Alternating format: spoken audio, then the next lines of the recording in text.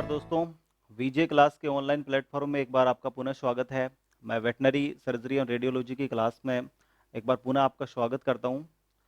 आज अपन veterinary surgery और radiology के अंदर आज आपका पूरा जो भी टर्मिनोलॉजी और जो भी डेफिनेशन जो बनती हैं और जो भी कंसेप्चुअल जो भी बनेगा, वो आज अपन पूरा one by one upon study करेंगे और लगभग अपना टारगेट है कि आपकी अंडरस्टैंडिंग बिल्कुल अच्छी रहे और अपन पूरे सिलेबस को एक साथ अपन कवर कर पाएँ। तो ये आपका शॉर्ट और स्वीट आपका सिलेबस तैयार हो जाएगा और आपका पीपीटी बेस पूरा आपका तैयार आपको सिलेबस मिलेगा। इसमें आपको अलग से आपको कुछ देखने की आवश्यकता नहीं पड़ेगी और इसके अलावा जो कुछ एक्स्ट्रा होगा वो आपको साइड के अंदर नोट करवा दिया जाएगा।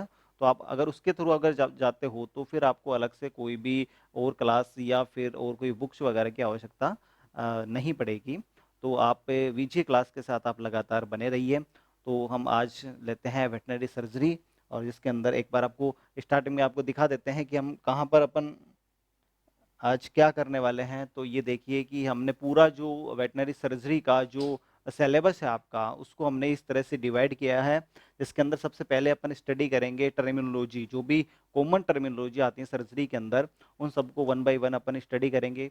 इसके बाद में सर्जरी में कौन से उपकरण काम में आते हैं, उन सभी उपकरणों का आपको पिक्चर भी दिखाया जाएगा और उनका क्या-क्या फंक्शन होता है, वो आपको एक्सप्लेन किया जाएगा। इसके बाद आपको इस सर्जरी की डेफिनेशन और ये अपना एक इम्पोर्टेंट पार्ट होता है स्टरलाइजेशन, क्योंकि कोई भी सर्जरी अपन करते हैं तो उस सर्जरी से पहले अपने इंस्ट्रूमेंट, एनिमल और आसपास का एनवायरनमेंट बिल्कुल पैथोजेनिक बैक्टीरिया से फ्री होना चाहिए, तभी अपनी सर्जरी सक्सेसफुल रह पाएगी। तो उन सब पैथोजेनिक बैक्टीरिया को अपन हटाएंगे, तो वो सारी मेथड जो हैं वो स्टडी करेंगे अपन स्टरलाइजेशन के तरीकों में। फिर एनेस्थेशिया, तो एनेस्थेशिया भी एक सर्जरी का सबसे इम्पोर्टेंट पार्ट होता है, क्योंकि कोई भी ऑपरेशन अगर अपन स्टार्ट करेंगे तो ऑपरेशन से पहले एनिमल को कंट्रोल और एनिमल को पेन नहीं हो, एनिमल आराम से रिस्ट्रेन हो जाए और आराम से उसकी सर्जरी हो जाए, एनिमल हिले डुले नहीं और एनिमल को दर्द नहीं हो, तो उन चीज़ों के लिए अपन काम में लेते हैं एनेस्थेशिया। और एनेस्थेशिया के क्या क्या कितने टाइप होते हैं, कौन सी मेडिसिन अपन जनरली यूज करते हैं एनेस्थेशिया के लिए, उन सब का अपन डिटेल स्टडी करेंगे। फिर अपने पास में आएगा suture material, note, suture, needle. क्योंकि जब आप सर्जरी करने बैठेंगे तो सर्जरी के अंदर आपको, जब आपने चीरा लगा दिया तो फिर चीरे को लास्ट के अंदर आपको वापस आपको गांठ लगानी पड़ेगी, चीरे को वापस आपको बांधना पड़ेगा। तो उसके लिए कौन सा मटेरियल आप काम में लेंगे, सूचर मटेरियल, जो धागे जो आते हैं, थ्रेड्स जो आते हैं बांधने के लिए, सूचरिंग करने के लिए, उन सब धागों के बारे में वन बाय वन आपको पहले भी एक्सप्लेन किया है। यहाँ पर एक शॉर्ट और स्वीट आपको एक बार पुनः आपको बताया जाएगा कौन सी टाइप की निडल्स हैं और कितने तरह की जो नोट्स हैं, अलग अलग तरह की जो नोट्स हैं वो भी आपको बताई जाएंगी। फिर अपने आएगा wound, abscess, cyst, hernia, tumour, haematoma, इन सब की डेफिनेशन और इन सब की एक्सप्लेनेशन जो है वो आपको डिटेल में पहले बताई गई है, लेकिन पुनः एक बार फिर आपको थोड़ा सा इसका एक शॉर्ट एंड स्वीट तरीका बताया जाएगा एग्जाम पॉइंट ऑफ व्यू से, जो मोस्टली आप एग्जाम में जाने से पहले आपको 4-5 घंटे लगेंगे इस पूरा मटेरियल का स्टडी करने में, तो आपको ज़्यादा टाइम आपको लगेगा नहीं इसके अंदर। फिर अपन स्टडी करेंगे फ्रैक्चर, डिसलोकेशन, स्प्रेन, स्ट्रेन और मैंडिबुलर फ्रैक्चर के बारे में। और फिर कुछ एक पार्ट जो है डीहॉर्निंग, डीबडिंग, टेल एम्पुटेशन और फायरिंग, ये क्या डेफिनेशन है और क्या ये बता रही हैं ये अपने को, इन सब के बारे में अपन थोड़ा सा शॉर्ट एंड स्वीट के अंदर अपन स्टडी करेंगे। तो अपन सबसे पहले अपन बताया था आपको कि हम बताएंगे आपको टर्मिनोलॉजी के बारे में। तो टर्मिनोलॉजी में अपन सबसे पहले देखते हैं दोस्तों पस, मतलब मवाद। तो ये मवाद होती क्या है, आपने देखा भी होगा और सुना भी होगा मवाद। तो मवाद को आप किस तरह से आप डिफाइन कर पाएंगे, आप मवाद को किस तरह से आप बता पाएंगे कि मवाद क्या होती है। तो दोस्तों मवाद जो होता है वो मुख्यतः एक पस फिलिंग एक पस क्या होती है। तो पस जो होती है ये एक ऐसा गाढ़ा द्रव्य होता है, मतलब सेमी सोलिड से सॉलिड हो सकता है और लिक्विड हो सकता है। जो पकी हुई मवाद होती है वो बिल्कुल सॉलिड होगी और जो अधपकी मवाद होगी वो मुख्यतः सेमी सॉलिड से लेकर के बिल्कुल तरल लिक्विड टाइप में हो सकती है। और इसका रंग जो हो सकता है मुख्यतः दोस्तों मोस्टली येलो होता है, इसके अलावा ग्रीन भी हो सकता है, और अगर इसमें थोड़ा सा ब्लड अगर मिक्स है तो वो थोड़ा सा पिंकिश टाइप का होगा, थोड़ा सा पिंकिश मतलब गुलाबी टाइप का होगा। और इसके अंदर पस के अंदर मुख्य के क्या होता है दोस्तों, ये बनती कैसे है, जैसे बॉडी के अंदर कोई भी इन्फेक्शन होता है, किसी भी लोकल साइट के ऊपर अगर दोस्तों इन्फेक्शन हो रहा है, कोई भी बैक्टीरिया या वायरस या फंगस, कुछ भी इन्फेक्शन का कोई भी कोज हो सकता है। अगर वो बॉडी के अंदर आता है, किसी भी सरफेस के ऊपर जब अटैक करता है, तो वहां के आसपास की जो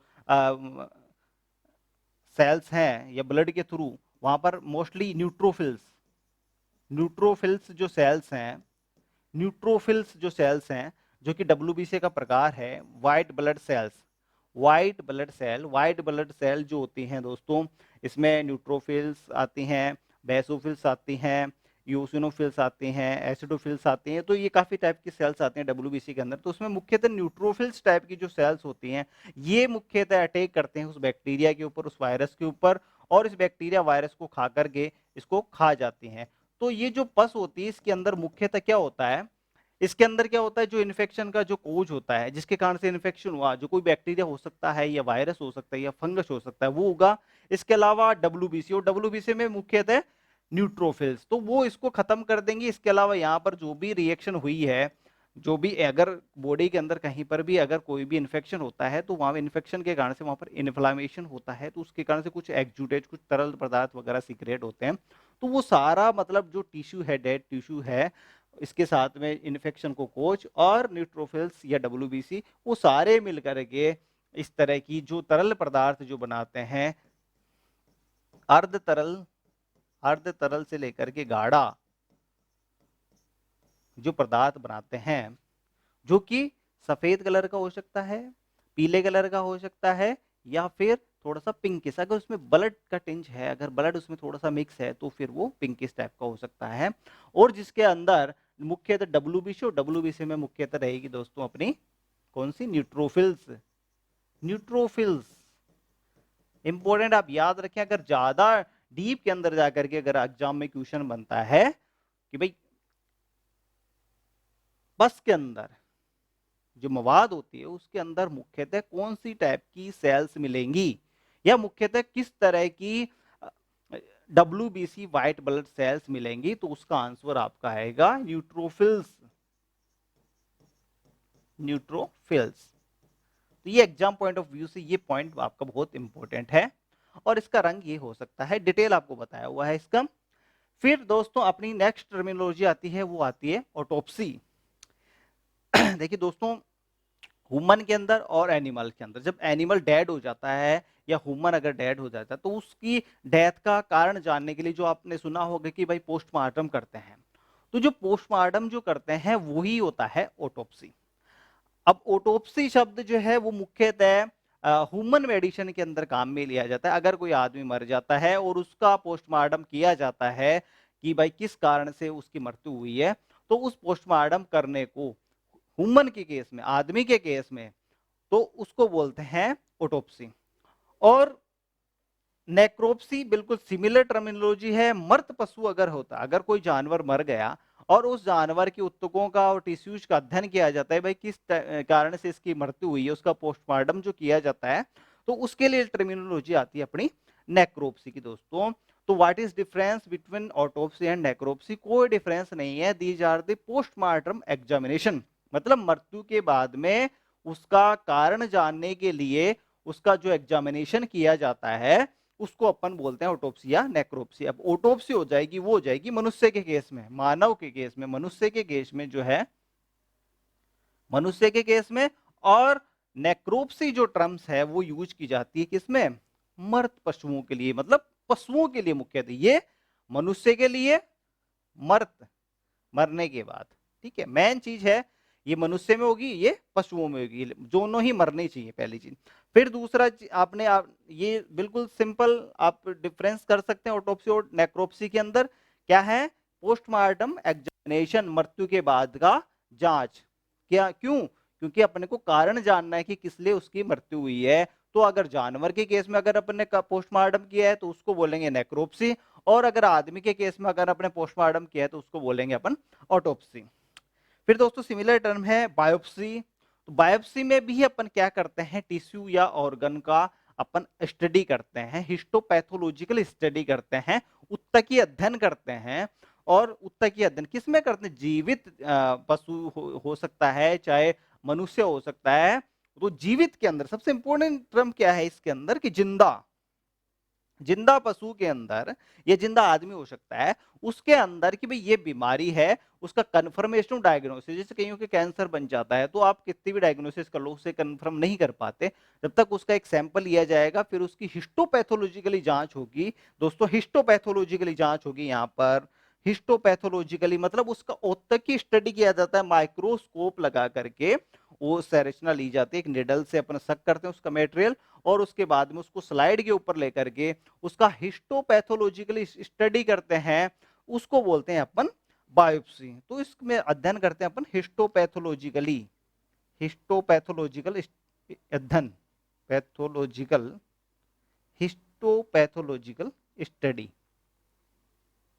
ठीक है, उत्तक या अंग का हिस्टोपैथोलॉजिकल स्टडी, किसका? जीवित जानवर के अंदर या जीवित मनुष्य के अंदर अगर उसके टिश्यू का कोई छोटा सा पार्ट अपन लेकर के उसका कंफर्मेशन डायग्नोसिस अगर अपन करना चाहते हैं तो उसका अपन हिस्टोलॉजिकली स्टडी करना पड़ेगा, उसको बोलते हैं अपन बायोप्सी। क्लियर? अब आती है जनरल टर्म है एबडक्शन, एबडक्शन, ये सब क्या है? देखिए अगर कोई भी जानवर जो होता है उसका अपन काफी टर्मिनोलॉजी आ सकती है, जैसे cranial part, caudal part, dorsal part, ventral part, palmar, palmar, plantar, rostral, adduction, abduction, lateral और मीडियल। तो ये आपको सारी टर्मिनोलॉजी यहाँ पर तो दो ही बताइए, हम आपको पूरा डिटेल के अंदर बताता हूँ कि जैसे अगर कोई भी पार्ट जो है, अगर ये एनिमल है, आप इमेजिन कि ये अपने पास ये एनिमल है,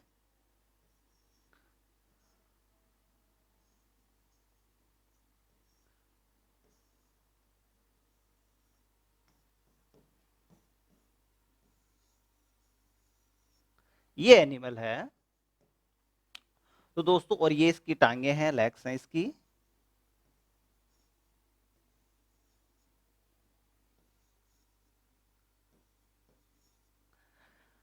तो देखिए दोस्तों, अगर इसके अंदर अगर कोई भी पार्ट है, अगर मुंह की तरफ का अगर पार्ट है उसको बोलेंगे, मुंह की तरफ का अगर जो पार्ट है तो उसको बोलते हैं करेनियल, इस तरफ को बोलते हैं अपन करेनियल, करेनियल। ठीक है, और जो पीछे की मतलब जो पूंछ की तरफ का जो भाग होता है उसको बोलते हैं अपन कोडल। ओके, जो मुंह की तरफ का जो भाग होता है उसको बोलते हैं अपन करेनियल, और जो पूंछ की तरफ का भाग होता है उसको बोलते हैं अपन कोडल। फिर दूसरी टर्म जो होती है वो आती है एंटीरियर और posterior, anterior surface, posterior surface, एक आती है मेटल और एक लैटरल। देखिए अगर ये जैसे एनिमल की अगर ये टांग है, इमेजिन कि दोस्तों ये एनिमल की एक टांग है, ये इसका हुफ है, तो इसके अंदर क्या होगा दोस्तों कि जो आगे का अगर ये दिख रहा है इसको बोलेंगे अपन एंटीरियर सरफेस। एंटीरियर मतलब जो सामने से, आप जिसको सामने से, जो सामने से दिख रहा है उसको बोलेंगे एंटीरियर, और जो उसके जस्ट पीछे है उसको बोलेंगे पोस्टीरियर, पोस्टीरियर, एंटीरियर पोस्टीरियर। और जो साइड से मतलब बाहर की तरफ जो दिख रहा है, जो बाहर की तरफ है साइड से जो व्यू दिख रहा है उस साइड से व्यू को देख उसको बोलेंगे अपन लैटरल। और एक इसके जस्ट अपोजिट अंदर की तरफ जो पार्ट होता है उसको बोलेंगे, उसको बोले मीडियल साइड। अब आप कंफ्यूज हो पा रहे हैं कि मतलब कौन सी साइड है, तो आपको बताता हूं। जैसे ये मेरा हाथ है, तो ये हाथ जो है ये आपकी तरफ है, तो ये जो आपकी रहा है ये जो साइड हो गई इसको बोलेंगे एंटीरियर, और इसके जस्ट पीछे की तरफ ये जो सरफेस है जो इधर से दिख रही है उसको बोलेंगे पोस्टीरियर। फिर इसकी ये जो सरफेस है दोस्तों, अगर अगर मैं इस तरह से खड़ा हूं तो ये इस तरह से ये डायरेक्शन बनेगी, तो ये सरफेस एंटीरियर वाली पोस्ट, और मेरे से अपोजिट की तरफ जो साइड जाएगी उसको बोलेंगे लेटरल, और जो सरफेस मेरी तरफ रहेगी उसको बोलेंगे मीडियल। जो मेरी तरफ रहेगी सरफेस उसको बोलेंगे मीडियल, जो दूसरी तरफ रहेगी उसको बोलेंगे लेटरल, सामने जो आदमी देख रहा है उसकी तरफ रहेगी उसको बोलेंगे एंटीरियर, और जो पीछे की तरफ रहेगी उसको बोलेंगे पोस्टीरियर। तो चार आपने देखा एंटीरियर, पोस्टीरियर, मीडियल और लेटरल। तो आप डिफरेंस कर सकते हैं। इमेजिन कि अगर ये देखिए कि आप लेग्स का आप इमेजिन कर सकते हैं, कोई भी एनिमल का टांग देख सकते हैं, तो अगर जो आपको सामने से, अगर आप एनिमल के सामने हो और उसके सामने से जो पार्ट दिख रहा है उसकी टांग का, उसको बोलेंगे आप एंटीरियर। जस्ट उसके पीछे की तरफ जो पार्ट है टांग का, टांग की जो सरफेस पीछे की तरफ है जो आपको नहीं दिख रही है, वो हो गई पोस्टीरियर। और अगर आप साइड से एनिमल को देख रहे हैं तो जो साइड से देखने पर जो आपको सरफेस दिख रही है वो हो गई लेटरल। और जो लेटरल के जस्ट अपोजिट जो अंदर की तरफ जो सरफेस है एनिमल की तरफ, एनिमल या उसको देखेंगे कि एनिमल की दूसरी टांग की तरफ उसकी जो डायरेक्शन है उसको बोलेंगे अपन मीडियल। तो जो अंदर की तरफ रहेगी मीडियल, बाहर की तरफ लेटरल, आगे की तरफ एंटीरियर, पीछे की तरफ पोस्टीरियर। तो दोस्तों ये जनरल टर्म है। इसी तरह से आती है एब्डक्शन और एडक्शन। एब्डक्शन, अगर जैसे मैं, मेरा हाथ इस तरह से है, अगर इस तरह से करता हूं तो ये जो आप शरीर से मेरा जो ये हाथ है वो दूर जा रहा है। तो जो दूर जा रहा है ना, अगर मेरे शरीर से जो अगर कोई पार्ट दूर जा रहा है, कोई अंग अगर दूर जा रहा है, तो उसको बोलेंगे अपन एबडक्शन। एबडक्शन, एबडक्शन मतलब परे जा रहा है।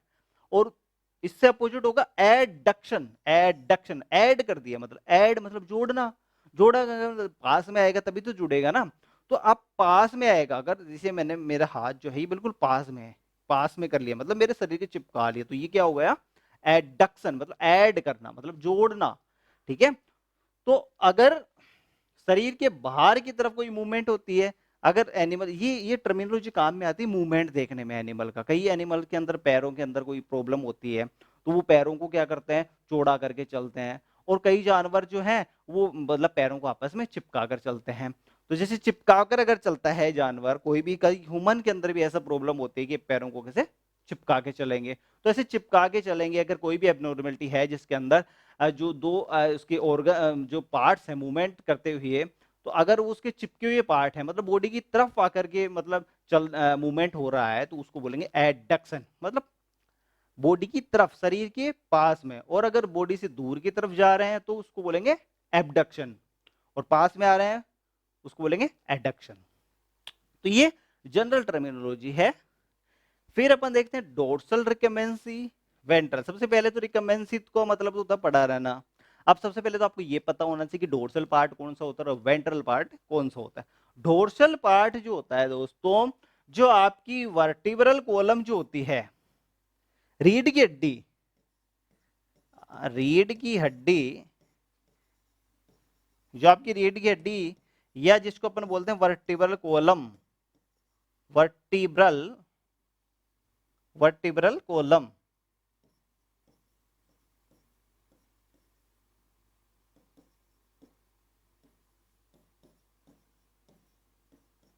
ये देखिए दोस्तों, ये आपकी जो, जैसे ये मेरी रीढ़ की हड्डी जो है, तो जिस तरफ रीढ़ की हड्डी जो होती है उस तरफ का जो हिस्सा जो होता है, उस तरफ की जो सरफेस होती है उसको बोलते हैं डोर्सल सरफेस।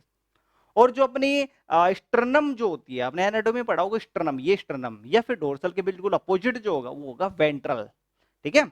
वेंट्रल साइड कौन सी होगी आपकी, या मान लीजिए आपकी पेट की तरफ की जो सरफेस होगी वो होगी हमेशा वेंट्रल सरफेस। और आपकी रीढ़ की हड्डी की जो तरफ की सरफेस होगी वो कौन सी होगी दोस्तों, वो होगी डोर्सल सरफेस। और उसके अपोजिट या स्टर्नम की तरफ या पेट की तरफ जो सरफेस होती है, ये जो वाली जो सरफेस है मेरी, ये है वेंट्रल सरफेस। और जो रीढ़ की हड्डी की तरफ की जो सरफेस होती है वो होती है दोस्तों कौन सी, डोर्सल सरफेस। इसी तरह से आप एनिमल जब ऐसे इस तरह से रहता है तो एनिमल का जो ऊपर वाला जो भाग है डोर्सल पार्ट है, नीचे वाला जो पार्ट है वो है वेंट्रल पार्ट।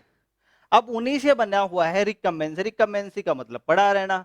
अगर एनिमल, आप ये देखिए कि अगर डोर्सल साइड से पड़ा हुआ है, मतलब डोर्सल रिकम्बेंसी मतलब डोर्सल साइड से पड़ा हुआ है, तो एनिमल की डोर्सल साइड में आप, डोर्सल रिकम्बेंसी में आप इमेजिन कीजिए कि किस तरह की पोजीशन बनेगी इस कंडीशन में। मतलब उसकी रीढ़ की हड्डी जमीन के तरफ है और टांगे ऊपर की तरफ है, तो वो कंडीशन होगी डोर्सल रिकम्बेंसी। एक है वेंट्रल रिकम्बेंसी। वेंट्रल रिकम्बेंसी के अंदर एनिमल क्या होगा, उसकी वेंट्रल जो सरफेस है, मतलब वो पेट के बल बैठा हुआ है या पेट के बल लेटा हुआ है, पेट के बल, ठीक है, पेट के बल अगर लेटा हुआ है या पेट के बल बैठा हुआ है तो वो है वेंट्रल रिकम्बेंसी। और अगर रीढ़ की हड्डी के बल जो है, अगर एनिमल को अपन ने रिकमेंड कर सक पटक रखा है रीढ़ की हड्डी बल, उसको बोलेंगे डोर्सल रिकमेंसी। अब लेटरल रिकमेंसी, डोर्सल रिकमेंसी, इसके अलावा आप देख सकते हैं लेटरल रिकमेंसी भी आती है। लेटरल, लेटरल, लेटरल लिगामेंसी, ये मोस्टली अपन यही देखते हैं। देखिए ये क्या होती है, एनिमल को अगर अपन ने टेढ़ा पटक रखा है, जैसे एनिमल की अगर मिल्क फीवर हो जाता है तो एनिमल बिल्कुल टेढ़ा पड़ जाता है। उसके बाद में जब आईवी ड्रिप लगाते हैं लेटे लेटे जानवर के साइड से, मतलब जब एनिमल साइड में लेटा रहता है, साइड से लेटा रहता है, अपनी एक तरफ से लेटा रहता है, साइड से लेटरल मतलब एक साइड में पड़ गया, तो अगर साइड से लेटा हुआ है तो उसको बोलेंगे अपन लेटरल लिगामेंसी दोस्तों। तो लेटरल लिगामेंसी, डोर्सल लिगामेंसी और वेंट्रल लिगामेंसी। या इस वेंट्रल लिगामेंसी को आप ये भी कह सकते हैं, वेंट्रल लिगामेंसी में किधर से, इधर से लेटा हुआ है, इधर से लेटा हुआ मतलब पेट के बल लेटा हुआ है, या जो स्टर्नम का जो पार्ट है ये जमीन के टच में है, जमीन के टच में कौन सा पार्ट है उस पर डिसाइड होती है कि कौन सी लिगामेंसी है। अगर आपका डोर्सम पार्ट जमीन की तरफ लेटा हुआ है तो डोर्सल लिगामेंसी, मतलब आपकी रीढ़ की हड्डी की तरफ का जो पार्ट अगर जमीन पे लेटा हुआ है तो डोर्सल लिगामेंसी। वेंट्रल पार्ट मतलब आपका पेट के बल अगर लेटे हुए हो या स्टर्नम के थ्रू लेटे हुए हो तो वो है आपका वेंट्रल लिगामेंसी। और अगर आप अपनी साइड से लेटे हुए हो या जानवर अपनी साइड से लेटा हुआ है तो वो हो गई लेटरल लिगामेंसी।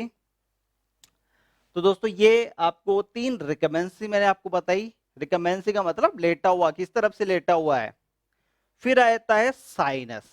दोस्तों इन डेफिनेशन को, ये कोई बहुत हार्ड एंड फास्ट नहीं है, आपको कभी भी अगर इसमें दिक्कत आए तो आप कभी भी आप कॉल करके और किसी भी तरह से आप हमारे से बात करके पूछ सकते हैं इसमें कोई, और मैंने आपको काफी डिटेल से इसको एक्सप्लेन किया है।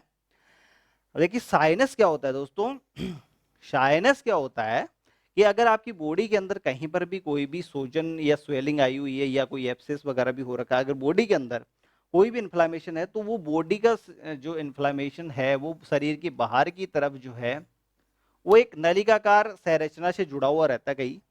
तो एक नलिकाकार सूजन युक्त मार्ग है जो भीतरी इन्फ्लामेटरी क्षेत्र से बाहर की ओर खुलता है। तो दोस्तों अगर आपकी बॉडी के अंदर या मान लो कोई एब्सेस है, इमेजिन कि यहाँ कोई एब्सेस है, एब्सेस मतलब पस भरी हुई है, कोई इन्फ्लामेशन हुआ, उसमें बैक्टीरिया वायरस का इन्फेक्शन हो, उसके कारण से वहां मवाद बन गई। अब इस मवाद का शरीर से बाहर निकलना तो जरूरी है। तो बाहर अगर इसका कोई ट्रैक्ट बन गया और वहां से मतलब ये सारी गंदगी बाहर निकल रही है तो ये क्या है, एक तो एक नली का युक्त मार्ग हो गया, ये एक नली का युक्त, नली की तरह का मार्ग हो गया दोस्तों ये। तो एक नली का युक्त मार्ग हो गया जो बाहर अंदर, जो बाहर की सरफेस को अंदर की सरफेस से जोड़ रखा है। इसमें एक मार्ग भी हो सकता है, ये इसमें 1-2 ट्रैक्ट और भी हो सकते हैं दोस्तों, इसमें 2-3 ट्रैक्ट भी हो सकते हैं। ऐसा कोई जरूरी नहीं कि एक ही नलिकाकार मार्ग हो, इसमें 2 मार्ग हो सकते हैं। बिल्कुल साइनस की तरह का एक और डेफिनेशन है जिसको बोलते हैं पर फिस्चुला। दोस्तों एक और डेफिनेशन जो है फिस्चुला, दोस्तों इसमें मोस्टली क्या होता है, फिस्चुला और साइनस में थोड़ा सा डिफरेंस है, बहुत ज्यादा डिफरेंस नहीं है। फिस्चुला के अंदर 2 कैविटी होती है, 2 कैविटी के बीच के अंदर आपस में ये एक ट्रैक्ट होता है, एक मार्ग होता है जिससे दोनों की दोनों जो कैविटी हैं ये आपस में जुड़ी रहती हैं। 2 कैविटी के बीच में बना हुआ एक नलिकाकार जो मार्ग होता है, ठीक है। ये 2 कैविटी हैं आपकी बॉडी के अंदर, 2 कैविटी, कोई गुहा उसके, आपको पता है आपकी बॉडी के अंदर कितनी गुहा है एनिमल के अंदर, जैसे एब्डोमिनल कैविटी होती है, पेल्विक कैविटी होती है थोरेक्सिक कैविटी होती है। तो इस तरह से जो गुहा जो होती हैं आपस के अंदर, या कोई भी जो ट्रैक्ट होते हैं, 2 ट्रैक्ट होते हैं, जैसे वेजाइनल मार्ग हो गया, एनल मार्ग हो गया, तो वो अगर 2 मार्ग हो गए अगर, वो अगर किसी भी ट्रैक्ट अगर आपस में जुड़े हुए हैं किसी छिद्र से, तो उसको बोलते हैं, उस छिद्र को बोलते हैं अपन, उस स्ट्रक्चर को अपन बोलते हैं फिस्चुला,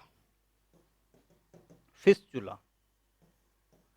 तो ये भी क्या है, एक नलिकाकार युक्त ही, सूजन युक्त मार्ग ही है, ठीक है। नलिकाकार सेम, उसमें भी सेम था। इसमें सबसे इंपॉर्टेंट चीज है कि ये दोनों तरफ खुला रहेगा, मतलब इसके 2 मार्ग होते हैं, एक अंदर की तरफ हो गया, एक बाहर की तरफ हो गया, ये अंदर की तरफ, ये बाहर की तरफ, या फिर दोनों अंदर ही हो सकते हैं, ठीक है। दोनों अंदर भी हो सकते हैं, एक अंदर एक बाहर भी हो सकता है। तो 2 इसके द्वार होंगे, गेट कितने होंगे भैया, 2 तरफ, दोनों तरफ। तो इसके गेट कितने होंगे, 2, 2 गेट होंगे इसके, ये आपको जरूर याद रखना है। कितने गेट होंगे इसके, 2, 2 गेट होंगे इसके अंदर। ये डिफरेंट करता है इसको साइनस से, साइनस में केवल एक ही गेट होता है, एक ही अंदर से मतलब बाहर को लाएगा। ये अंदर के अंदर जुड़ा रह सकता है या फिर अंदर से बाहर जुड़ा रह सकता है। जैसे रेक्टो वेजाइनल फिस्टुला, एग्जांपल अगर आप मैं इसका बताऊं आपको तो वह है रेक्टो वेजाइनल फिस्चुला। ठीक है, तो अब इसमें देखिए रेक्टो मतलब रेक्टम और वेजाइनल मतलब वेजाइना, मतलब गुदा और योनि मार्ग जो है ये आपस में एक ट्रैक्ट से जुड़े हुए हैं। देखिए दोस्तों, ये जो है ये एनस का पार्ट है, और ये यहाँ पर जो है ये एनस है, ये एनल ओपनिंग है, और ये यहाँ पर वल्वा होती है, और ये जो वल्वा जो होती है ये जो है तो ये तो क्या है, ये गुदा मार्ग है, और योनि जो होती है ये योनि का पार्ट है। तो दोस्तों कई बार ये एबनॉर्मलिटी आती है किसी भी वजह से, कोई चोट वगैरह हो सकती है, या जन्मजात भी ऐसा होता है कि ये दोनों मार्ग जो हैं वो आपस में जुड़े रहते हैं। तो ये दोनों मार्ग आपस में जुड़े रहते हैं दोस्तों, तो इससे क्या आपको देखने को मिलेगा कि कई बार आपको लगेगा कि एनिमल पेशाब कर रहा है, तो उस पेशाब के साथ गोबर आ रहा है, आपको शिकायत करेगा ओनर कि साहब ये तो पेशाब करता है तो उसके साथ गोबर आता है, तो ऐसा कैसे हो सकता है यार, पेशाब कर रहा है तो गोबर कैसे आएगा।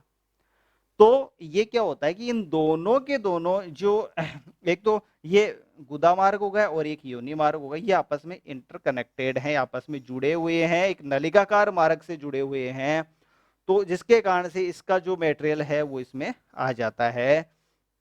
तो ये गोबर के ये क्या है कि ये पेशाब के साथ इसमें गोबर निकलेगा, तो ये पहचान है इसकी। तो आप आइडेंटिफाई कर सकते हैं कि ये क्या है, एक रेक्टोवेजाइनल वेजाइनल फिस्चुला है।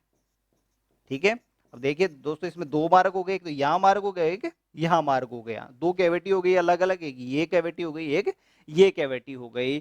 तो you can differentiate fistula and sinus. Fistula में केवल एक ही तरफ से जुड़ा रहता है, एक ही मुंह होता है, और इसका दो मुंह होते हैं दोस्तों। ठीक है तो ये है फिस्चुला। अब दोस्तों देखते हैं अपन इसके अलावा ये बहुत इंपॉर्टेंट फिस्चुला और साइनस में डिफरेंस काफी इंपॉर्टेंट, आपके एग्जाम पॉइंट ऑफ व्यू से भी काफी इंपॉर्टेंट है। यहाँ तक की डेफिनेशन दोनों के अंदर सेम है, लेकिन इसमें दोनों ओर से खुला रहेगा। और नेचुरल कैविटी, ये नेचुरल कैविटी जन्मजात मतलब बनी हुई रहती है, ये रेक्टम और ये वेजाइनल पार्ट जो है वो आपस के अंदर जुड़े हुए रहते हैं। फिर अपन देखते हैं दोस्तों पैलिएटिव सर्जरी। ये क्या मतलब ये अपन देखने की कोशिश करें टर्मिनोलॉजी, जहां पर टर्मिनोलॉजी में आपको अंडरस्टैंडिंग में समझने में दिक्कत आ रही है, तो मैं वहां पर आपको एक बाय वन जो है आपको एक्सप्लेन करता जा रहा हूं, ताकि आपके दिमाग के अंदर कंसेप्ट बिल्कुल क्लियर हो जाए। ओके, अब देखिए पैलिएटिव सर्जरी क्या होती है कि ये एक ऐसी सर्जरी मतलब काम चलाऊ सर्जरी, मतलब कुछ नहीं हो सकता, कुछ नहीं हो सकता एनिमल का, तो केवल मतलब आपको क्लियर कट ये मतलब बहुत ज्यादा फायदा होने वाला नहीं, लेकिन ये है कि आप जैसे तैसे करके उसका एक टाइम ड्यूरेशन जो है, उसकी जिंदगी का टाइम जो है, उसका जीवन काल जो है, वो थोड़े टाइम तक आप उसको बढ़ा सकते हैं। कोई जैसे आपके कई लोगों के जैसे डायबिटीज हो जाती है, तो वो डायबिटीज हो जाती है तो वो कभी सही नहीं होती। डायबिटीज क्या है कि उसकी मेडिसिन चलती रहेगी, और आप उसको आपको एक्सरसाइज करनी पड़ेगी, मेडिसिन आपको ट्रीटमेंट लेना पड़ेगा, लेकिन आपकी डायबिटीज अगर हो जाती है तो परमानेंट आपकी सही नहीं होती, तो वो मेडिसिन देकर के आपको लाइफ आपकी जीवन काल को बढ़ाया जाता है। ठीक इसी तरह से ये एक इस तरह की सर्जरी है जिसमें बहुत ज्यादा फायदा नहीं होता है एनिमल को, लेकिन उसके लिए बहुत ठीक ठाक सर्जरी आप करके उसके जीवन काल को थोड़ा बहुत बढ़ा सकते हो। जैसे एनिमल जो है उसके जैसे मान लो कि अगर पैर के अंदर गैंग्रीन हो जाता है, तो मतलब वो काम चलाऊ है कि आप उसकी टांग हटा दो, वो अपनी जिंदगी जी लेता है उसकी, मतलब लेकिन ये नहीं कि मतलब उसकी टांग पूरी आप रिपेयर कर सकते हो, पूरे ढंग से कर सकते हो, एक बार गैंग्रीन हो गए तो वो खत्म हो जाती है। तो ये इस तरह की सर्जरी है जिससे कोई बहुत ज्यादा फायदा नहीं होता, लेकिन एनिमल का जो एक टाइम ड्यूरेशन है उसकी लाइफ का, वो बढ़ाया जा सकता है। तो ये है पैलिएटिव सर्जरी, कोई बहुत ज्यादा इंपॉर्टेंट कोई मतलब नहीं है वो बहुत ज्यादा। फिर देखिए एंटीसेप्टिक क्या होते हैं दोस्तों, एंटीसेप्टिक्स जो क्या होते हैं, एंटीसेप्टिक्स एंटीसेप्टिक क्या होते हैं कि जो भी आपकी जो लाइव सरफेस है, जिंदा सतह, जीवित सतह जो होती है, आपकी आपकी बॉडी की जो सतह है वो क्या है, जीवित सतह है, लाइव टिश्यू जो है, आपके यहाँ पर कोई घाव हो गया, वुंड हो गया, तो वहां पर घाव हो जाता है तो ब्लड रहता है, वहां पर सारा पोषण रहता है, तो इन्वायरमेंट के अंदर जो बैक्टीरिया है, वायरस है, वो वहां पर अटैक करते हैं। तो उस घाव पर अटैक करके अपनी संख्या को क्या है कि बढ़ाएंगे, बढ़ा करके क्या करेंगे उसको, मतलब उसमें दुर्गंध पैदा कर देंगे और उसको खा जाएंगे पूरे टिश्यू को। तो आपको क्या, आपका टारगेट क्या रहता है कि जो आपका घाव है वो साफ सुथरा रहे और वहां पर जो बैक्टीरिया जो है उनकी ग्रोथ जो है वो नहीं हो, जो है वो तो रहेंगे लेकिन उसमें जो बैक्टीरिया आए वो ग्रोथ नहीं कर पाए।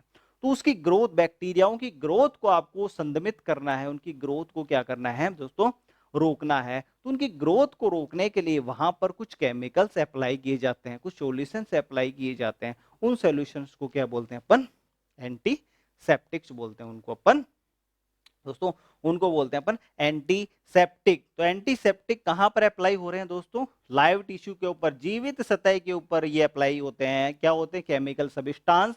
और काम क्या करते हैं दोस्तों, काम क्या करते हैं कि जो बैक्टीरिया होते हैं, जो माइक्रो ऑर्गेनिज्म होते हैं, जो सूक्ष्म जीवी होते हैं, उनकी वृद्धि को संदमित करते हैं ताकि आपका जो घाव है वो खराब नहीं हो, इसमें इन्फेक्शन नहीं हो और उसकी जल्दी हीलिंग हो जाए। तो ये काम करते हैं कौन, एंटीसेप्टिक। ओके दोस्तों, फिर आपकी डेफिनेशन है टेल एम्पुटेशन। जनरल आप जानते हैं टेल को, पूंछ को काटना। पूंछ को अपन क्यों काटते हैं, जब टेल के अंदर गैंग्रीन हो जाती है, टेल गैंग्रीन। दोस्तों जब टेल के अंदर गैंग्रीन हो जाती है, टेल गैंग्रीन,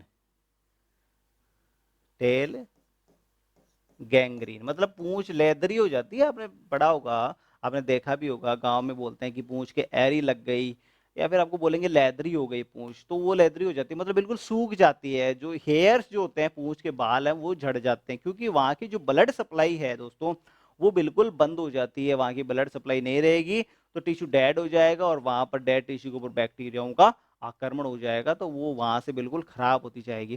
तो धीरे धीरे जो नीचे अगर टेल के ऊपर ये टेल है, अगर यहाँ पर जैसे एरी लग गई उसके, या लेदरी हो गई, ये धीरे धीरे संक्रमण जो है ऊपर तक फैलता जाएगा। तो इसका इलाज यही है कि पूंछ को आप काट दें। ठीक है, जहां से इन्फेक्शन हुआ है उससे थोड़ा सा ऊपर से आप उसको काटिए। तो ये टेल गैंग्रीन हो जाती है, लेदरी हो जाती है, तो उस कंडीशन में आपको पूंछ काटना पड़ता है एनिमल की। तो पूंछ को काटना उसी को बोलते हैं टेल एम्पुटेशन। कौन से केस में करते हैं, जब टेल पर एरी लग जाए, या लेदरी हो जाए, या गैंग्रीन हो जाए, तीनों सेम कंडीशन है, उसको बोलते हैं टेल एम्पुटेशन। फिर आती है डोकिंग। ये मोस्टली डोकिंग शब्द भी वही है, टेल को हटाना, लेकिन डोकिंग शब्द मोस्टली अपन डॉग्स के अंदर, डॉग्स और कैट के अंदर अपन काम में लेते हैं। इसमें भी पूंछ को हटाया जाता है कॉस्मेटिक पर्पस के लिए। कई डॉग्स के अंदर मतलब पूंछ काफी लंबी होती है तो ओनर को पसंद नहीं आती, तो ओनर क्या करते हैं, उसको कॉस्मेटिक सर्जरी के मतलब अच्छा दिखने के लिए उसको टेल को कटवा देते हैं डॉक्टर से। तो वो उस ये जो डोकिंग होती है सुंदर दिखाने के लिए करते हैं, और ये मुख्यतः कुत्तों और बिल्लियों के अंदर। भाई लार्ज एनिमल जो होता है अपना, वो तो पहले से ही सुंदर है, वो सुंदर होते हैं। अपने गाय और भैंस जो होते हैं पहले से ही काफी सुंदर हैं। उनकी पूंछ को अगर काट देते हैं तो बुरी और लगती है, पूंछ कटी हुई पूंछ तो उनको सुंदरता के लिए उसकी पूंछ को नहीं काटा जाता। केवल कुत्तों और बिल्लियों के अंदर उसको सुंदर दिखाने के लिए उसकी पूंछ को काटा जाता है, उसको बोलते हैं अपन डोकिंग। ओके, फिर अपनी टर्म्स आती है डी बडिंग। तो डी बडिंग, तो देखिए अपने मोस्टली जो क्रॉसब्रीड एनिमल आते हैं अपने, क्रॉसब्रीड जैसे होलेस्टिन कैटल है अपने पास में, जर्सी गाय होती है। इन गाय के सींग बिल्कुल गाय के सींग क्या, भैंस के सींग तो क्या होते हैं, बिल्कुल ट्रायंगुलर होते हैं और शरीर के पास में होते हैं, चिपके हुए होते हैं। और दोस्तों आप देखो कि गाय के सींग जो होते हैं वो गोलाकार होते हैं और बाहर की तरफ निकले रहते हैं। तो अगर गाय इधर उधर सींग मार दे ना तो काफी डैमेज कर सकते हैं, दूसरे जानवर को भी कर सकती है और अपने ओनर को भी कर सकती है। तो इन गायों के अंदर अपन क्या करते हैं कि छोटा जब काफ होता है, छोटा बछड़ी या बछड़ा जब होता है वो 8 से 10 दिन का होता है। तो जब 8 से 10 दिन का होता है तभी उसके जो बड निकलती है, मतलब जो उसकी सींग की कोपल निकलती है, सींग की जो बड होती है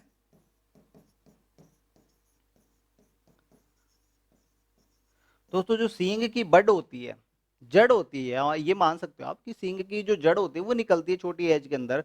तो उस छोटी एज के अंदर ही आपको उस बड को खत्म करना पड़ेगा। किसमें ये मोस्टली की जाती है, छोटे बछड़े बछड़े में, छोटे बछड़े या फिर बछड़ियों के अंदर। छोटे बछड़े और बछड़ियों के अंदर कितनी एज के अंदर, आप ये मानिए कि लास्ट है जो 8 से 10 दिन के अंदर क्या है कि ये, इसके बाद क्या होती है, बड क्या है कि बड़ी हो जाती है, फिर बड को बड़ी हो जाती है तो फिर आपको उसको जलाना और उसको हटाना आपके लिए डिफिकल्ट हो जाता है। तो इसलिए इस एज के अंदर 8 से 10 दिन की एज तक ही क्या है कि आप इस बड को खत्म करना पड़ेगा। और खत्म कैसे करते हैं दोस्तों, आपको थोड़ा सा आइडिया दे देता हूं। होट आयरन रोड, गर्म लोहे की छड़ से कर सकते हैं आप इसको। होट आयरन रोड, गर्म लोहे की छड़, उसको आप गर्म कीजिए लोहे की छड़ को, थेपड़ी पर कर सकते हो, गैस पे ऊपर कर सकते हो, और उसके बाद में थोड़ा सा एनेस्थेशिया लगा लें बड के ऊपर, और उसके बाद में उसको ज्यादा जब मत, केवल 2 से 3 सेकंड तक आप उसको अप्लाई कीजिए बस, इससे ज्यादा नहीं, नहीं तो बहुत ज्यादा डैमेज हो जाएगा। इतने टाइम तक आप उसको अप्लाई कीजिए बड के ऊपर, एक बड के ऊपर, ठीक है। तो हॉट आयरन रोड से आप कर सकते हैं, या आजकल मार्केट के अंदर केमिकल्स की वो आते हैं, टेबलेट्स आते हैं KOH की, पोटेशियम हाइड्रोक्साइड की, KOH की टेबलेट्स आती हैं छोटी, ठीक है। तो कास्टिक पोटास इसको बोलते हैं, पोटेशियम हाइड्रोक्साइड, इसकी ये टेबलेट्स आती हैं, आप उस टेबलेट्स को उस बड के ऊपर, ये क्या करते हैं बहुत इरिटेटिंग होती है, टिश्यू को जला देती हैं। तो उस जो टेबलेट्स आती हैं आप उसको हाथ में भी नहीं पकड़ सकते, उसको आपको उसके स्टिक के ऊपर लेना पड़ेगा, चिमटी के ऊपर लेना पड़ेगा, और उसके बाद में आपको उस बड के ऊपर घुमाना पड़ेगा। जैसे जैसे आप बड को घुमाओगे तो बड डैमेज होती जाएगी, डैमेज होती जाएगी, डैमेज होती जाएगी, लेकिन बहुत ज़्यादा पेनफुल होती है, बहुत ज़्यादा पेन होता है। और अगर इस टैबलेट का जो जला हुआ पार्ट जो इधर उधर चला जाए, जहां तक चला जाता है वहां तक डैमेज कर देता है। तो आप जो बड होती है उसके साइड में क्या है कि वैसलीन लगा लीजिए, आप वैसलीन लगा लोगे ना, तो वो जो कास्टिक पोटास का जो डैमेज इफेक्ट है, इधर उधर जैसे डैमेज करेगी तो इधर उधर जा सकती है उसका पार्ट, तो वहां पर जलन कर सकती है, आंख में जा सकता है तो आंख से अंधा हो सकता है जानवर। तो आप पहले वहां पर ये बड जो होती है, बड कहाँ होती है, सींग जो जहां से निकलता है ना, ये दोस्तों ये देखिए, ये एनिमल है, और ये यहाँ पर जहां से सींग निकलेगा इसका, तो ये बड है। ये एक सींग यहाँ से निकलेगा, एक सींग यहाँ से निकलेगा, तो जहां से सींग निकलता है ना वहीं पर इसकी जड़ होती है यहाँ पर। तो इन दोनों बड के ऊपर आप इस पोटेशियम हाइड्रोक्साइड की टेबलेट्स को आप घुमाए, बार बार थोड़ा घुमाएंगे ना, तो उसको डैमेज कर देगा, उस बड को खत्म कर देगा। ज्यादा केवल हल्का सा जब आपको लगे कि अब हल्का सा ब्लड आने लग गया है, तब आप उसको रोक दीजिए। अगर ज्यादा आपने कर दिया तो मतलब काफी ज्यादा डैमेज कर देगी, और दिमाग के अंदर, ब्रेन के तक, अंदर तक पेनिट्रेट कर देगी, फिर कीड़े पड़ जाएंगे, काफी ज्यादा दिक्कत हो जाएगी। तो इसलिए दोस्तों इसको हल्का सा जैसे आपको लगे कि अब ब्लड आने लग गया, तब आप उसको रोक दीजिए, ठीक है। और वहां पर एंटीसेप्टिक सॉल्यूशन जैसे पोविडिन आयोडीन वगैरह जो है वो थोड़ा सा अप्लाई कर दीजिए, ताकि कोई इन्फेक्शन नहीं हो या फिर कीड़े नहीं पड़े वहां पर। तो डी बडिंग जो है वो किस में की जाती है दोस्तों, छोटे बछड़े और बछड़ियों के अंदर की जाती है। किस एज के ऊपर की, एज जो है वो होनी चाहिए 8 से 10 दिन की, इससे ज्यादा में क्या है कि फिर बड ज्यादा निकल जाएगी और आपको दिक्कत आएगी काफी ज्यादा, और एनिमल को भी काफी दिक्कत आएगी। और करते किससे हैं, होट आयरन रोड से, लोहे की छड़ से, या फिर KOH की टेबलेट्स, इन दो से आप कर सकते हैं।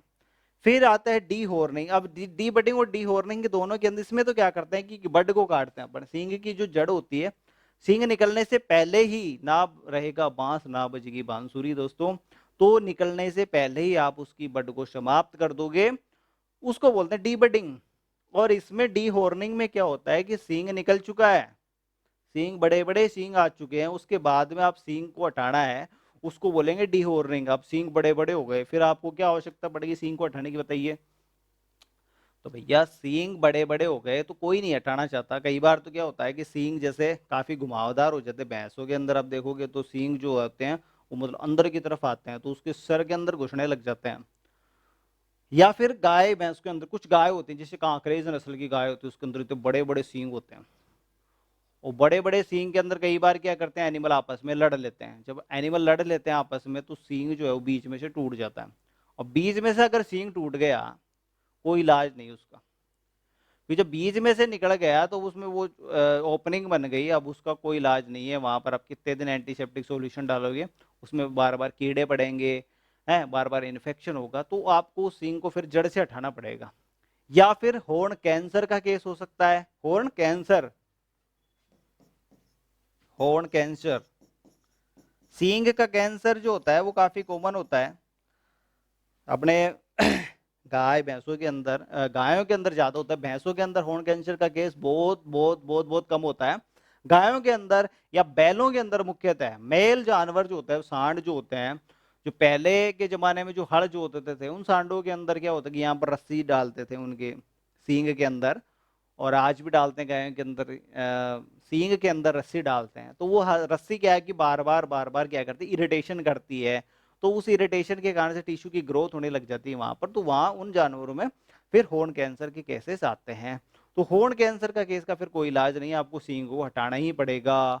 ठीक है, इसके अलावा अगर हॉर्न टूट गया बीच से, ठीक है, हॉर्न अगर बीच से टूट गया, हॉर्न फ्रैक्चर हो गया, हॉर्न टूट गया, तो उस दोनों ही केस के अंदर कोई इलाज नहीं है, आपको सींग को फिर जड़ से हटाना पड़ेगा।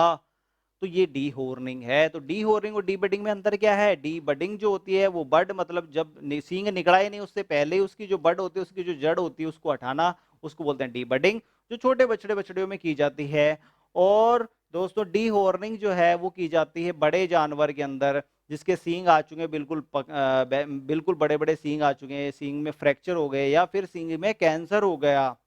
और मुख्यतः कैंसर किस में होता है? मेल सांड के अंदर, मुख्यतः मेल कैटल के अंदर, भैंस के अंदर भी नहीं होता, कभी बहुत कम होता है, क्योंकि भैंस के अंदर पर आप देखा होगा कि कभी भी सींग के अंदर जो है वो रस्सी नहीं डाली जाती। गाय के अंदर या फिर सांडों के अंदर जो है उनके अंदर रस्सी को सींग के आसपास डाला जाता है, तो वो बार बार इरिटेशन करते हैं, उसको चोट पहुंचाती है, तो वहां पर टिश्यू की ग्रोथ होने लग जाती है। तो दोस्तों उस कंडीशन में आपको सींग को जड़ से हटाना पड़ेगा, उस कंडीशन को बोलते हैं हम डी हॉर्निंग। इसके बाद कुछ जनरल टर्म्स हैं, टैटूइंग है। टैटूइंग क्या करते हैं? टैटू लगाते हैं अपन जानवर के, हैं तो जानवर की पहचान, टैग लगाते हैं, टैटू लगाते हैं। ठीक है, टैटू की मशीन आती है स्पेशल, तो कान के अंदर लगाए जाते हैं या पूंछ के निचली सरफेस के ऊपर टैटू लगाए जा सकते हैं। ठीक है, उसमें अलग अलग नंबरिंग होते हैं, स्याही होती है, नंबरिंग होती है और स्याही होती है, तो उससे दबाया जाता है। तो उस स्याही जो होते हैं वो मतलब उस स्याही के मार्क से वो नंबर जो है वो उसमें अंदर जो सतह होती है, जैसे कान के अंदर की सतह होती है जानवर की, बकरी की देखी होगी आपने, गाय की, भैंस की देखी होगी, अंदर की सतह काफी सॉफ्ट आती है, उस पर टैटू की जाती है। ठीक है, तो ये आइडेंटिफिकेशन का तरीका होता है। टैटूइंग हो गई या टैगिंग हो गई, ईयर टैग कान में कुड़के लगाते हैं ना, वो क्या होते हैं? टैग, उसको बोलते हैं टैग।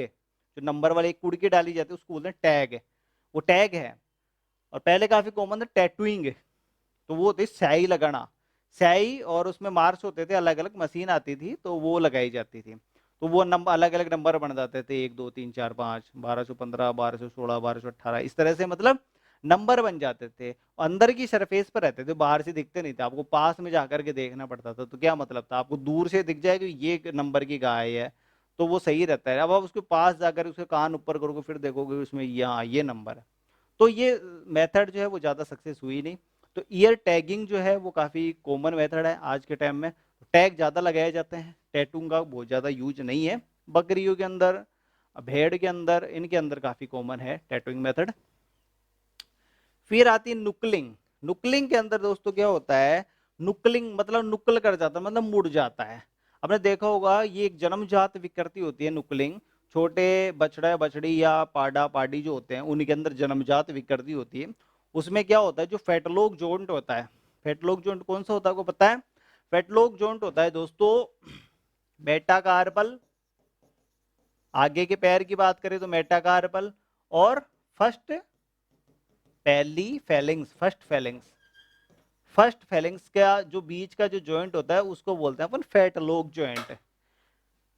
मेटाकार्पल और फर्स्ट फेलिंग, और अगर पीछे के पैर में जाए तो वहां हो जाएगी मेटाटार्सल, तो मेटाटार्सल और फर्स्ट फेलिंग से बीच का जो जॉइंट हो जाएगा उसको फेटलोक जॉइंट बोलते हैं। तो यहां से क्या होगा कि पैर जो है अंदर की तरफ मुड़ जाएगा। देखिए दोस्तों, इस तरह से अगर टांग होती है जानवर की, अगर पीछे की टांग की बात करें, और ये आ गया जानवर का हुफ, तो एनिमल जो है, एनिमल हो चाहे अपन हो, तो अगर इसके अंदर दो तरह के टेंडोन्स मुख्यतः पाए जाते हैं जानवर के अंदर, दो तरह के इसके अंदर टेंडेंस पाए जाते हैं, एक्सटेंसर और फ्लेक्सर। तो एक्सटेंसर मतलब जो फैलाने वाले, एक्सटेंड, एक तो होता है एक्सटेंसर, एक्सटेंसर, और एक होता है फ्लेक्सर। एक्सटेंड, एक्सटेंड का मतलब होता है बढ़ाना। तो इस तरह से, इस तरह का लिगामेंट या टेंडोन जो उसको बढ़ाता है, आगे की तरफ मूव करता है या उसको खोलता है, शरीर से अपोजिट साइड में खोलता है। जैसे ये मेरा पैर है, या अगर आपको दिख रहा है, अगर ये मैंने पैर को मोड़ा, ये क्या हो गया, फ्लेक्शन, मतलब पास में आ गया, और मैंने इसको फैला दिया, ये हो गया एक्सटेंसर, मतलब एक्सटेंशन हो गया, मतलब बाहर की तरफ चला गया। एक्सटेंशन का मतलब बढ़ाना, और फ्लेक्शन का मतलब पास में लाना। तो इसमें क्या होता है दोस्तों की परमानेंट इसमें फ्लेक्शन हो जाता है, फ्लेक्शन, फ्लेक्सर, फ्लेक्स हो जाता है। मतलब इसके अंदर ये जो फेटलोग जॉइंट है, ये जो फेटलोग जॉइंट है, अगर ये अब मेटाटार्सल अगर ये है, और यहाँ पर पहली फेलिंग्स है, सेकंड फेलिंग्स है, और ये थर्ड फेलिंग्स तो ये होती है, तो ये पैर जो होता है ये नुकुल कर जाता है, मतलब मुड़ जाता है। फ्लेक्स ये इस तरह से पीछे की तरफ क्या होता है, यहाँ से मुड़ जाएगा या इधर। तो ये जो हुक जो है ये आपको लगेगा इस तरह से मुड़ गया, मतलब इस तरह से आप देखिए, मेरी टांग देख पा रहे हैं, इस तरह से, इस तरह से, मतलब ये मोड़ करके चलेगा जानवर अपने फेटलोक को। तो फेटलोक क्या है कि जमीन के ऊपर टच होगा, तो ये फ्लेक्स हो गया, ये फ्लेक्स हो गया, तो ये फेटलोक जॉइंट क्या होगा, फ्लेक्स हो गया, मतलब उसकी तरफ जुड़ गया ये। तो फ्लेक्स हो गया मतलब संकुचित हो गया, तो इसको बोलते हैं नुकलिंग। नुक्कल कर गया मतलब घूम गया किधर, बॉडी की तरफ, फ्लेक्जन। तो फ्लेक्जन, और ये दो तरह के इसमें टेंडोन्स होते हैं, एक तो एक्सटेंसर टाइप के होते हैं और एक फ्लेक्सर टाइप के होते हैं। तो फ्लेक्सर टाइप के जो टेंडोन होते हैं वो दोस्तों इधर होते हैं। फ्लेक्सर जो फ्लेक्स करते हैं, मतलब जो आपको बॉडी की तरफ लेकर के आएंगे, तो वो होंगे आपके पीछे की तरफ, और एक्सटेंसर करने वाले होंगे वो आगे की तरफ होंगे। तो इसमें क्या होगा कि फ्लेक्शन जो टेंडन्स है उसके अंदर कॉन्ट्रैक्शन हो जाएगा, तो इससे परमानेंट फेटलोक जॉइंट है वो बिल्कुल चिपक जाएगा, जमीन के ड्रैग करके चलेगा। और ये जन्मजात कंडीशन होती है, नुकलिंग की कंडीशन जन्मजात परमानेंट मिलेगी आपको छोटे जानवरों के अंदर। फिर दोस्तों अपने आती है एवल्जन। अगली डेफिनेशन जो है वो अपनी है एवल्जन। एवल्जन के अंदर क्या होता है कि कोई भी जो बोन होती है उसका कोई भी हिस्सा, जैसे ये एक बोन है, एक लार्ज बोन, बड़ी बोन है, ये एक बोन है। अब ये इसके चारों ओर, ऐसा तो है नहीं कि अकेली बोन है, इसके चारों ओर मांसपेशियां, टेंडोन्स ये जुड़े रहते हैं। ये मांसपेशियां और टेंडन्स जुड़े रहते हैं, टेंडोन्स और मांसपेशियां, टेंडोन्स होती हैं और मसल्स होती हैं। अब दोस्तों कई बार जब इन टेंडोन्स के अंदर या मांसपेशियों के अंदर बहुत भयंकर अगर संकुचन हो जाए या बहुत बड़ा झटका लग जाए, तो ये पार्ट जो होता है, ये बोन के जो पार्ट होते हैं, जो सिरे होते हैं, ये इससे अटैच रहते हैं। तो इसके अंदर जब कॉन्ट्रैक्शन होता है, भयानक रूप से इसमें जरक लगता है, एकदम से चोट लगती है, जरक लगता है, तो इसका कोई भी बोन का कोई जो पार्ट होता है वो इससे सेपरेट हो जाता है। तो एक पार्ट का सेपरेट हो जाना क्यों होगा, जब कोई जर्क लगी, कि किसमें जर्क लगी, कि टेंडोन या मसल्स के अंदर जब बहुत ज्यादा खिंचाव होगा, बहुत ज्यादा संकुचन होगा, तो जहां से ये अटैच है जिस पार्ट से, उस पार्ट को बिल्कुल अपने साथ सेपरेट कर ले जाएंगी। तो उस कंडीशन को बोलते हैं अपन एवल्जन। तो ये टेंशन नहीं है, सॉरी, टेंशन, टेंडोन, ये है दोस्तों टेंडोन। तो टेंडन में खिंचाव के कारण से हड्डी का टुकड़ा मुख्य हड्डी से एक छोटा सा पीस जो है वो सेपरेट होकर के अलग हो जाएगा, तो उस कंडीशन को बोलते हैं एवल्जन। ओके, तो ये पार्ट जो है, जो हड पूरी एक लंबी बोन होती है, उसका एक छोटा सा पार्ट जो है चिपक करके वो टेंडोन के साथ सेपरेट हो जाएगा, उस कंडीशन को बोलते हैं अपन एवल्जन। दोस्तों नेक्स्ट अपनी डेफिनेशन है बुरुज, नील पकड़ना। जो नील पड़ जाती है ना, तो ये दोनों जो हैं ये लगभग लगभग सिमिलर हैं। दोनों के अंदर अपने नील पड़ने की कंडीशन आती है, दोनों के अंदर ब्लंट चोट होती है, मतलब ऐसे धारदार हथियार से नहीं होती, बिल्कुल मोटे, जैसे लाठी से अगर चोट मारते हैं, जैसे स्कूल के अंदर जब टीचर पीटते थे अपने को मोटे डंडे से, आजकल तो नहीं पीटते, तो पहले जब टीचर पीटते थे मोटे, जो स्कूल के अंदर जो चामटी होती थी या मोटे लकड़ी से डंडे से पीटते थे, तो अपन देखते थे अगले दिन पर अपने हाथ पर नील पड़ जाती थी। तो वो ही नील पड़ना है ये। तो इसमें क्या होता है कि जो अपनी स्किन से नीचे जो सबक्यूटेनियस टिश्यू जो है उसमें जो ब्लड सप्लाई है, वहाँ की ब्लड सप्लाई जो है वो छोटी छोटी कैपिलरीज जो है, ब्लड वेसल, वो रप्चर हो जाती है, और वहाँ से माइन्यूट ब्लड जो है वो बाहर निकल जाता है।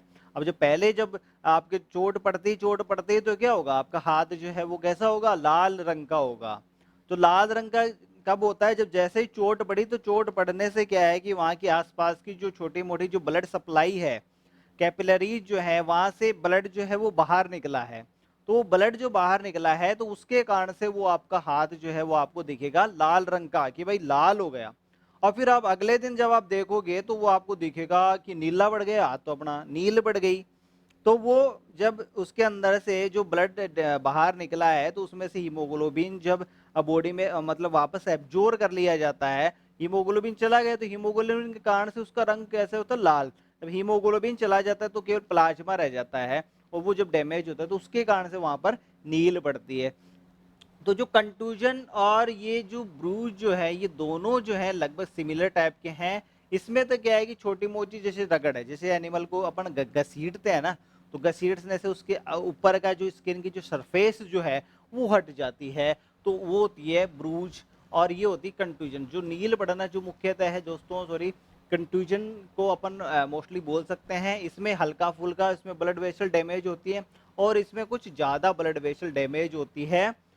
ठीक है, तो इसमें ज्यादा ब्लड वहां पर मतलब बाहर नहीं निकलेगा, जो ब्लड जो है वो बाहर नहीं निकलेगा, अपने स्किन के अंदर ही, अपने सबक्यूटेनियस टिश्यू के अंदर ही, अपने स्किन के जस्ट नीचे ही जो ब्लड है वो इकट्ठा हो जाता है, न कि बॉडी से बाहर लगेगा। और बिल्कुल ब्लंट हथियार से, लाठी से या पत्थर से मान सकते हो आप, चामड़ी से, तो उनसे जो आपका लगता है, तो वो होता है अपना कंटूजन। ये एक वुंड के टाइप है, ब्रूज है, कंटूजन है।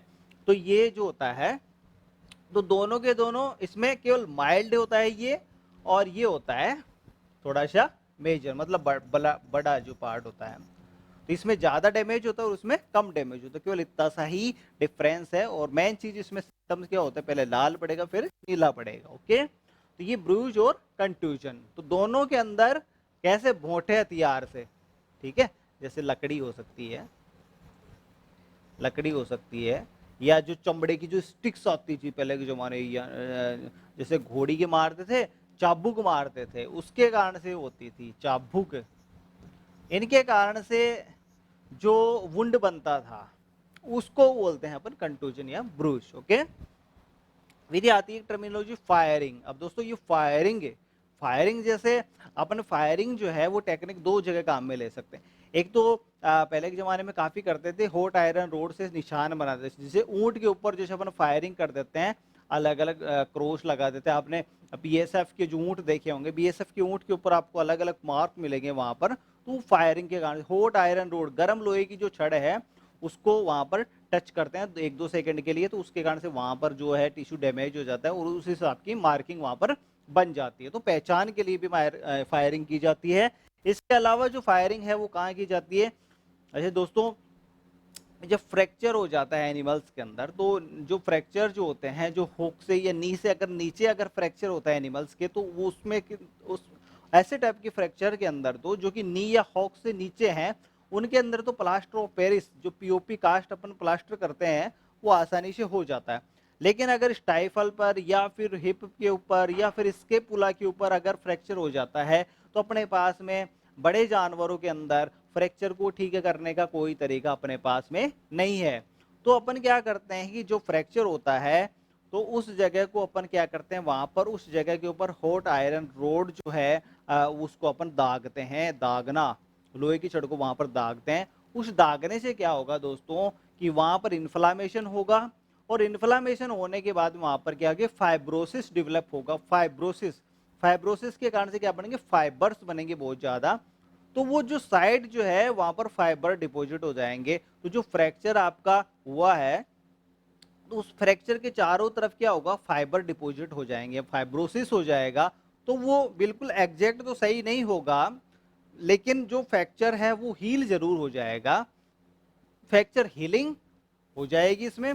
लेकिन ये है कि वो एग्जैक्ट तरीके से नहीं होगा, एनिमल जो है वो थोड़ा सा टेढ़ा मेढ़ा ही चलेगा, और बिल्कुल एग्जैक्ट उस तरह का नहीं हो पाएगा। जिस तरह से आप प्लास्टर ऑफ पेरिस करते हैं, पीओपी कास्ट अपन करते हैं, उस तरह से बिल्कुल सही तो नहीं हो पाएगा, लेकिन काफी इसको सपोर्ट मिल जाएगा एनिमल को। बिल्कुल एग्जैक्ट लोकेशन जो है थोड़ा सा उसका फर्क पड़ जाएगा, अदरवाइज जो है वहां पर फाइब्रोसिस डेवलप होकर के, और वो जो दोनों जो फ्रैक्चर एंड्स हैं वो आपस में एक दूसरे में फिट हो जाएंगे। तो ये फायरिंग जो है दोस्तों, ये कहाँ तक की जाती है, तो गहराई तक जलाना। किससे जलाओगे आप? गर्म छड़ से। लोहे की जो गर्म छड़ होती है दोस्तों, इस लोहे की गर्म छड़ से उसको वहां पर दागते हैं। और कहाँ पर काम आती है दोस्तों? ये दो जगह काम में आती है भैया।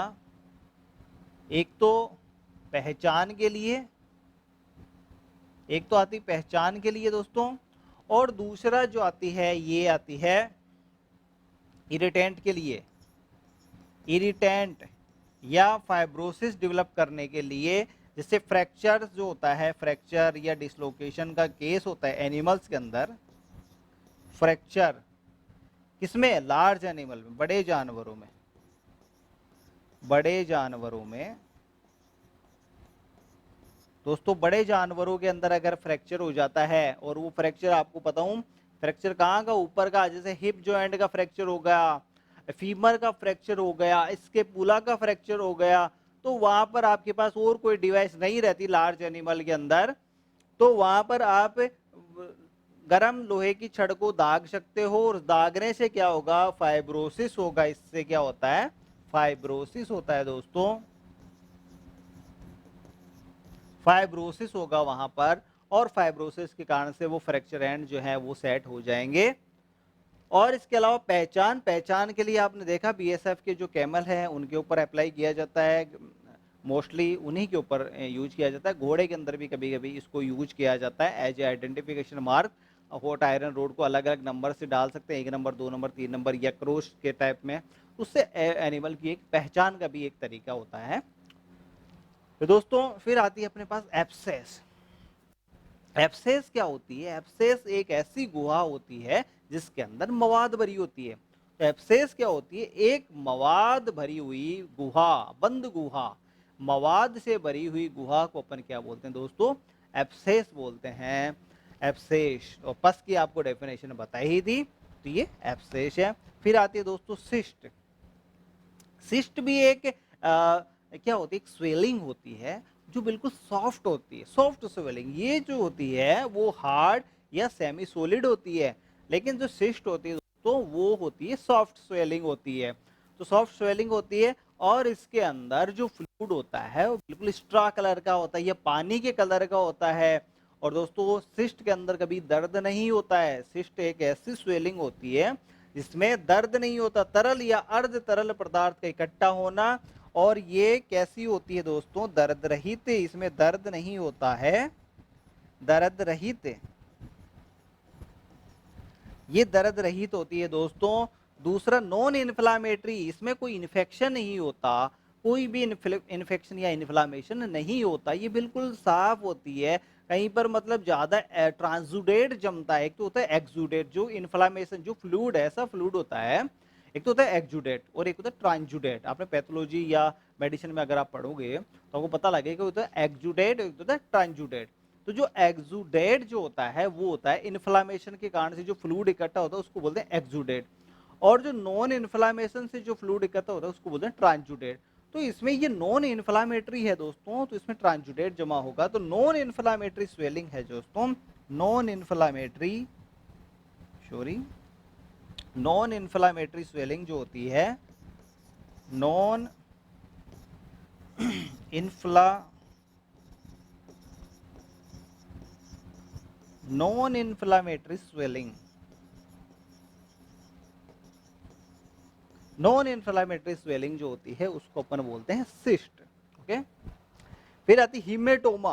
तो हीमेटोमा आपके चोट लगी, जैसे क्वाड़ के अंदर अंगुली आ जाती है, या फिर कोई एक जगह अगर आपको चोट लग गई काफी भयंकर, तो आपकी त्वचा के नीचे जो ब्लड वेसल्स हैं वो डैमेज हो गई। ब्लड वेसल डैमेज हो गई तो वहां ब्लड इकट्ठा हो गया, और वो जो स्वेलिंग होती है, जो ब्लड के इकट्ठा होने से जो स्वेलिंग आई है, उस स्वेलिंग को बोलते हैं हीमेटोमा। और ये कैसी फील होती है?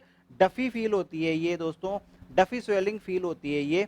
डफी मतलब जैसे आटा अपन गूंथते हैं, वो तो वैसी जो फीलिंग्स आती है आटा गूंथने के समय, वैसी जो फीलिंग्स है वो आती है इसके अंदर। एक मिनट देखना है इसको थोड़ा सा। इसमें जो मैं लिख रहा हूँ ना बहुत, अब सही चला है। पहले स्लो चल रहा था, मैं लिख रहा था ना इसमें, तो मैं आगे जा रहा था बहुत धीरे धीरे। अब तो सही चला है, अब सही चल गया।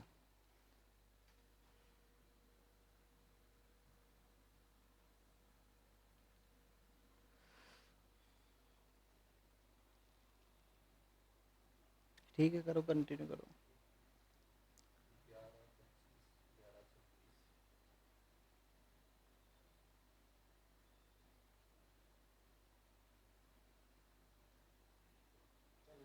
हम्म हम्म।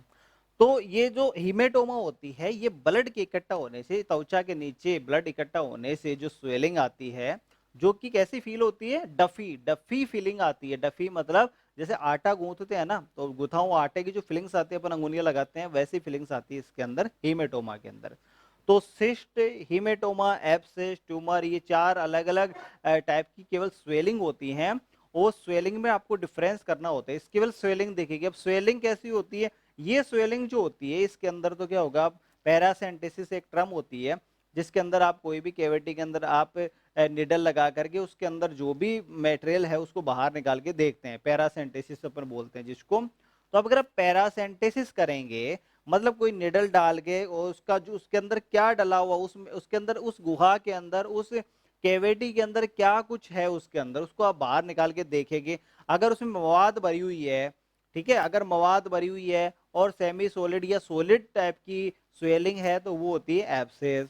अगर बिल्कुल सॉफ्ट स्वेलिंग होती है और जिसमें पानी के तरह का ये एक्स्ट्रा कलर का फ्लूइड निकलता है, जिसमें कोई बदबू नहीं होती, वो स्वेलिंग होती है, उसको बोलते हैं सिस्ट। और अगर आपने पैरासेंटेसिस किया, तो अगर बाहर क्या आ रहा है, ब्लड अगर आ रहा है, तो उस स्वेलिंग को अपन बोलेंगे हीमेटोमा। ठीक है। और एक होती है स्वेलिंग ट्यूमर की, जो ट्यूमर की जो स्वेलिंग होती है वो बिल्कुल हार्ड होती है, और उसमें अपन, उसमें भी क्या होगा कि आप पैरासेंटेसिस करेंगे तो उसमें ब्लड ही आएगा। हीमेटोमा और इसमें क्या चेंज आएगा, हीमेटोमा में जो है आपको फीलिंग्स जो आएगी वो आती है कैसी, डफी, आटा गूंथने के टाइम में जो फीलिंग्स आती है वो आती है डफी फीलिंग। और ट्यूमर के अंदर बिल्कुल हार्ड फीलिंग्स आएगी और उसमें भी हल्का ब्लड आएगा, जबकि हेमेटोमा के अंदर क्या होता है कि ज्यादा ब्लड आएगा। ओके। फिर इसी तरह से डेफिनेशन है पस्यूल। तो पस्यूल जो छोटे टाइप के हल्के फुल्के पस, एक पस से ही बना पस्यूल, जो छोटे टाइप के जो एब्सेस होता है दोस्तों, उसको बोलते हैं अपन पस्यूल। और अगर बड़े साइज का एब्सेस है, बड़े साइज का अगर मवाद से भरी हुई जो गुहा है, उसको बोलते हैं एरिसाइफेलिस। जो अगर आप मेडिसिन में अगर आपने पढ़ा हो, तो स्वाइन एरिसाइफेलिस एक बीमारी होती है, शुअर के अंदर एक बीमारी होती है जिसमें स्किन के ऊपर अलग अलग जगह मवाद की गांठें बन जाती हैं। तो वहीं से ये टर्म्स आई है एरिसाइफिलिस या एरिसाइफेलिया। फिर दोस्तों आती एसीन। ये एसीन क्या होती है कि जो सिबेसियस ग्रंथि होती है आपकी, जो पसीना बनाने वाली जो ग्रंथि होती है, सिबेसियस ग्रंथि, सिबेसियस ग्रंथि,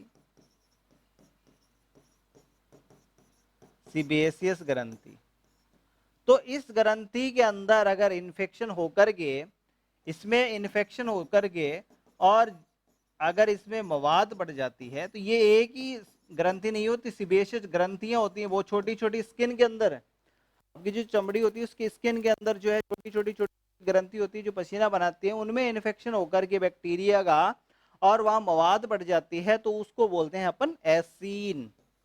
दोस्तों मुंह के ऊपर मोस्टली बनती हैं, जो अपन बोलते हैं बाल वाली, जो बाल उपाड़ने से जो बन गई, या ऐसा जो अपन बोलते हैं कि बाल वाली गांठ हो गई, तो जो बालों के पास में जो ग्रंथि होती है, शिबियसिस ग्रंथि होती है, उसमें इन्फेक्शन हो जाता है, तो छोटी छोटी अलगी अलगी जो मतलब जो मवाद वाली छोटी छोटी फुंसियां हो जाती हैं, छोटी छोटी फुंसियां हो जाती है मवाद वाली आपकी स्किन के ऊपर, अलग अलग जो बालों बालों को पाड़ने से मोस्टली होती है, उसको बोलते हैं अपन एसीन। फिर अपने काफी कॉमन चीज है योग गाल और सैडल गाल। तो योग गाल ये होती है कि पहले के जमाने में, या आजकल तो काफी कम देखने को मिलता है, कि जो बुलक्स होते हैं, जो बुलक्स होते हैं, मतलब जो ऐसे सांड जो कि गाड़ियों में काम में लिए जाते हैं, जो बोझा ढोने के काम आ रहे हैं, जो सांड जो हैं बुलक जिनको बोलते हैं अपन, तो उन बुलक के ऊपर जो गाड़ी जो होती है अपनी, जो कार्ट होती है, तो वो उसका आगे का जो एंड है उस कार्ट का, उस गाड़ी का, जो दो पहिया जो गाड़ी होती है, वो कार्ट है वो जुड़ती है उनके गर्दन के ऊपर जुड़ती है। तो वो गर्दन के ऊपर जुड़ती है, तो उस गर्दन के ऊपर लगातार प्रेशर बनता है। वैसे तो क्या करते हैं, वो बांध के रखते हैं थोड़ा बहुत उसके ऊपर कपड़ा वगैरह, लेकिन फिर भी बार बार वो खींचता है उसको, तो वहां पर उसकी जो गर्दन होती है सांड की, बुलक की जो गर्दन होती है, उसके ऊपर बार बार दोस्तों रगड़ लगती है, उस रगड़ के लगने से वहां पर क्या होता है, इन्फेक्शन होकर के और एक मवाद की गांठ बन जाती है, वहां पर ऐसी चौड़ी टाइप की मवाद की गांठ बन जाएगी, बड़ी साइज की हो जाएगी, उसको बोलते हैं अपन योक गाल। तो जो सांड या भैंसा, और कौन से सांड या भैंसा के अंदर जो गाड़ी खींचने के जो काम आते हैं ना, जो गाड़ी खींचने के काम आते हैं जो सांड या भैंसा, तो उनकी गर्दन के ऊपर लगातार उस गाड़ी के वजन ढोने से जो प्रेशर बनता है, उस प्रेशर के कारण से वो बड़ी सारी मतलब एक गांठ टाइप की स्ट्रक्चर बन जाती है जिसके अंदर मवाद होती है, उसको बोलते हैं अपन योगगाल। और अगर ऐसी बस सेम कंडीशन है, घोड़े के ऊपर अपन जो सवारी करते हैं, घोड़े के ऊपर जो प्लान लगाया जाता है, उस प्लान के कारण से लगातार जो प्रेशर बनता है घोड़े के गर्दन उसके ऊपर, घोड़े की पीठ के ऊपर लगाई जाती है। तो ये बनती है कहां पर, पीठ पर बनती है, घोड़े की पीठ के ऊपर बनती है, घोड़े पर बन सकती है या ऊंट की पीठ के ऊपर बन सकती है। तो वहां पर जो जो प्लान लगाई जाती है, उस प्लान के जोर के कारण से, उस प्लान के प्रेशर के कारण से जो वहां पर इरिटेशन होता है, उस इरिटेशन से वहां पर मवाद बन जाती है, उस मवाद को बोलते हैं अपन सैडल गाल। तो सैडल गाल मोस्टली घोड़े या ऊंट में बनती है, जहां पर प्लान लगाया जाता है, प्लान अपन जनरल टर्म में अब काम में लेते हैं प्लान, जो एक जो लकड़ी की जो बनी हुई होती है, जो उसकी गर्दन के ऊपर या जो हम्प जो होता है कैमल का वहां पर लगाई जाती है, तो वो होती है सैडल गाल, उस पर डेवलप होती है। और जो योग गाल होती है दोस्तों, ये डेवलप होती है जो गाड़ी में काम में लिए जाते हैं, जो सांड या भैंसा, तो कहां पर डेवलप होती है, गर्दन के अंदर, क्योंकि गर्दन के अंदर लगाई जाती है, गाड़ी की जो आगे का जो हिस्सा होता है वो गर्दन के अंदर अटैच होता है, उसमें लगातार इरिटेशन होता है। तो ये है योग गाल और सैडल गाल। फिर आता है रिस्ट्रेन। रिस्ट्रेन एक जनरल टर्म है, पशु को काबू में करना, जैसे इंजेक्शन भी आप लगाते हैं, या एनिमल का अगर कोई सर्जरी करनी है तो एनिमल को पटकेंगे आप, उसको कंट्रोल करेंगे, तो एनिमल को जो काबू में किया जाता है उसके लिए जनरल टर्म है रिस्ट्रेन करना।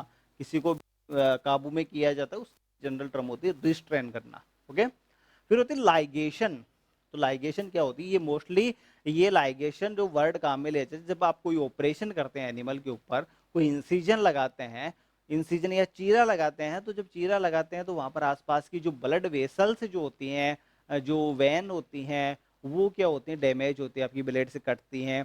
तो अगर कोई ज्यादा बड़ी अगर ब्लड वेसल अगर वहां पर डैमेज हो रही है, उस ब्लड वेसल से अगर लगातार फिर ब्लड बहता रहेगा, तो उस ब्लड को बहने से रोकने के लिए क्या करते हैं, ये ब्लड वेसल है, ये ब्लड वेसल है, तो ये अलग अलग ब्लड वेसल्स होती हैं, जब इंसिजन लगाते हैं तो इनके कट लगता है, इनसे ब्लड लगातार बहेगा। तो इस ब्लड को रोकने के लिए आप तो आप कर सकते हैं, इनको फोर्सेप्स लगा सकते हैं इसके ऊपर, हीमोस्टेटिक फोर्सेप, मतलब ब्लड बह रहा है तो ब्लड को रोकने के लिए क्या करोगे, या तो आप फोर्सेप लगाओगे। फोर्सेप कौन सी, हीमोस्टेटिक फोर्सेप, हीमोस्टेटिक फोर्सेप्स, फोर्सेप्स या आर्टरी फोर्सेप, इनको दबा करके कर्स कर दोगे तो ब्लड वेसल, ये ब्लड का जो सप्लाई है या जो ब्लड का बाहर बहना है वो रुक जाएगा। या फिर क्या करोगे, आप इस ब्लड वेसल को अपने सूचर मटेरियल से, अपने धागे से अगर आप इसको बांध दोगे, इसको आप धागे से यदि आप बांध दोगे, इसको धागे से अगर आप इसको बांध दोगे, आप इसको इस तरह से, ठीक है, अगर आप इसको धागे से बांध दोगे तो उसके कारण से ब्लड जो है वो बहना रुक जाएगा, ब्लड जो है बाहर नहीं निकलेगा, तो ब्लड का लॉस कम से कम होगा। तो ब्लड वेसल्स को at the time of operation, जब आप ऑपरेशन करते हैं, तो ब्लड वेसल, ऐसी ब्लड वेसल जो कट गई और जिससे काफी मात्रा में ब्लड बाहर निकल रहा है, उस ब्लड को बाहर निकलने से रोकने के लिए आपने वहां पर टांका लगा दिया या वहां पर धागा बांध दिया, उसी को बोलते हैं अपन लाइगेशन। ओके, तो रक्त वाहिनियों को धागे से बांधना या सूचर मटेरियल से बांधना, उसको बोलते हैं अपन लाइगेशन। फिर दोस्तों ये काफी इंपॉर्टेंट टर्म है एथिरोमा। इसमें एथिरोमा के अंदर क्या होता है कि घोड़ा जो होता है उसमें फाल्स नोस्ट्रिल होता है। देखिए दोस्तों, आपने नोस्ट्रिल सुने होंगे, लेकिन घोड़े के अंदर एक फाल्स नोस्ट्रिल भी होता है। घोड़े की जो नाक होती है, आप देखिए कितनी चौड़ी होती है आगे से, और उसमें कितनी मूवमेंट होती है। आप अपनी नाक को इतना नहीं, घोड़ा जब सांस लेता है या सांस छोड़ता है तो आप देखा करो उसकी नाक जो है वो बहुत ज्यादा मूवमेंट करती है बाहर की तरफ। जो नोस्ट्रिल होता है, मतलब एंड जो होता है नाक का, वो काफी ज्यादा मूवमेंट करता है। मूवमेंट इसलिए करता है कि जो इसके अंदर जो उसका दो टाइप के डिवीजन होते हैं उसके अंदर, एक जो एलार कार्टिलेज होती है, घोड़े का जो नाक होता है,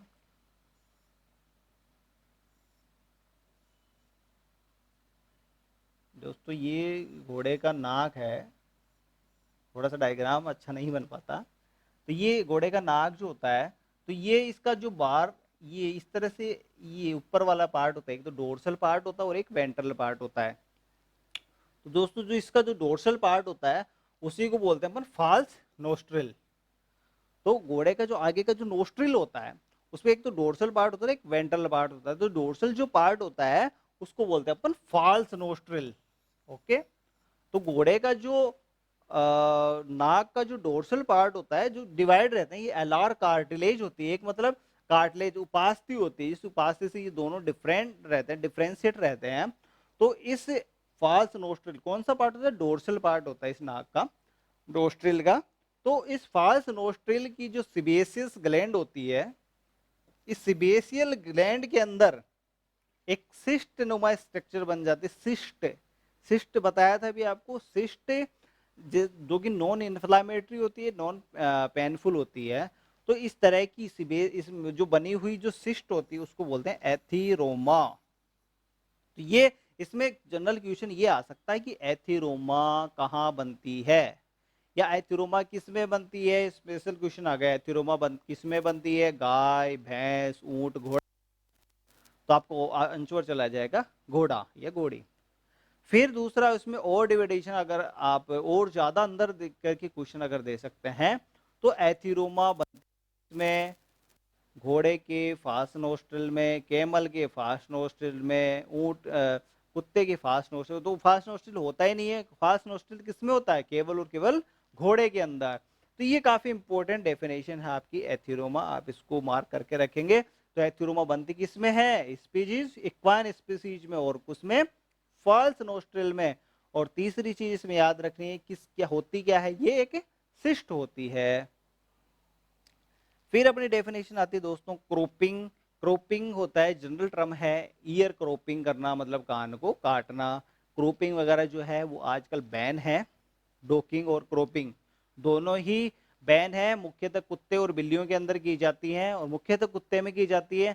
बट अभी गवर्नमेंट रूल्स के अनुसार ये दोनों की दोनों जो है क्रोपिंग और डोकिंग बैन है, तो आप इनको नहीं करवाइए। वैसे करवाई जाती है, ये कॉस्मेटिक पर्पस के लिए करवाई जाती है। स्पेशल टाइप के कान बनवाने के लिए अलग अलग सांचे आते हैं उसके अंदर, उस हिसाब से कान बनवाए जाते हैं। तो ये क्रोपिंग जो है अभी आजकल बैन है, बट आपको पता होना चाहिए। तो ये एनिमल क्रूरल्टी एक्ट 1960 के अनुसार ये अभी आजकल जो है ये अभी बैन है फिलहाल। फिर दोस्तों ट्यूमर और नियोप्लाज्म, तो ये भी अपने देखा, हीमेटोमा, सिस्ट, एब्सेस, इन सब के अंदर अभी अपन डिफरेंस कर रहे थे। तभी मैंने आपको बताया था कि ये एक ऐसा ग्रोथ होती है, एक ऐसी स्वेलिंग होती है जो कि कैसी होती है, हार्ड होती है, जो सेल्स के अनलिमिटेड ग्रोथ से होती है। सेल्स जो है लगातार विभाजन किए जाती हैं, लगातार विभाजन किए जाती है। वैसे सभी सेल्स जो होते हैं डैमेज होते हैं, वापस रिपेयर होते हैं, दूसरी सेल्स भी बनती हैं। लेकिन ट्यूमर के अंदर अनकंट्रोल्ड ग्रोथ होती है, अनकंट्रोल्ड डिवीजन होता है सेल्स का, और कोई कांटेक्ट इनिबिशन, एक सेल दूसरे सेल को नियंत्रित करती है, उसके विभाजन को नियंत्रित करती है। लेकिन ट्यूमर के अंदर क्या होता है, कांटेक्ट इनिबिशन जो है वो खत्म हो जाता है। एक सेल दूसरी सेल को किसी तरह का संदमन नहीं करती, उसकी ग्रोथ का, उसकी विभाजन का। तो वो कांटेक्ट इनिबिशन क्या है कि बिल्कुल बंद हो जाता है, और सेल्स क्या है कि लगातार ग्रोथ करती जाती, लगातार सेल्स जो है वो विभाजन किए जाते हैं, मल्टीप्लिकेशन। खास बात ये ध्यान रखिए कि multiplication, multiplication,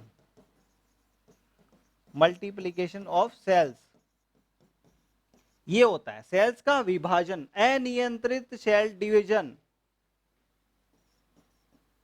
uncontrolled, uncontrolled cell division होता है इसके अंदर, ट्यूमर के अंदर।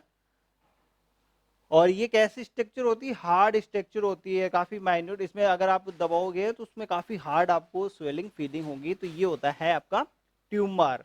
देखिए इसमें जो स्पेसिफिक टर्म जो है वो है अनकंट्रोल्ड सेल डिवीजन। सेल का विभाजन, एक होता है सेल की ग्रोथ।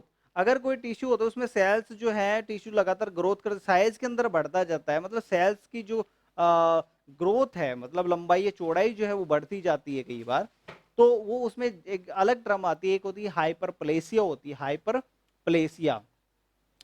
तो वो एक अलग टर्म है, जबकि इसके अंदर सेल्स की नंबर बढ़ते हैं, उसमें सेल्स का नंबर नहीं बढ़ता, उसमें सेल की केवल ग्रोथ होती है, सेल की साइज जो है वो बढ़ती है, उसके कारण से टिश्यू की जो है वो ग्रोथ बढ़ती जाती है। तो एक तो होते हाइपरप्लेशिया होता है और एक होता है हाइपरट्रोफी, वो एक अलग टर्म है, ट्यूमर एक अलग टर्म है।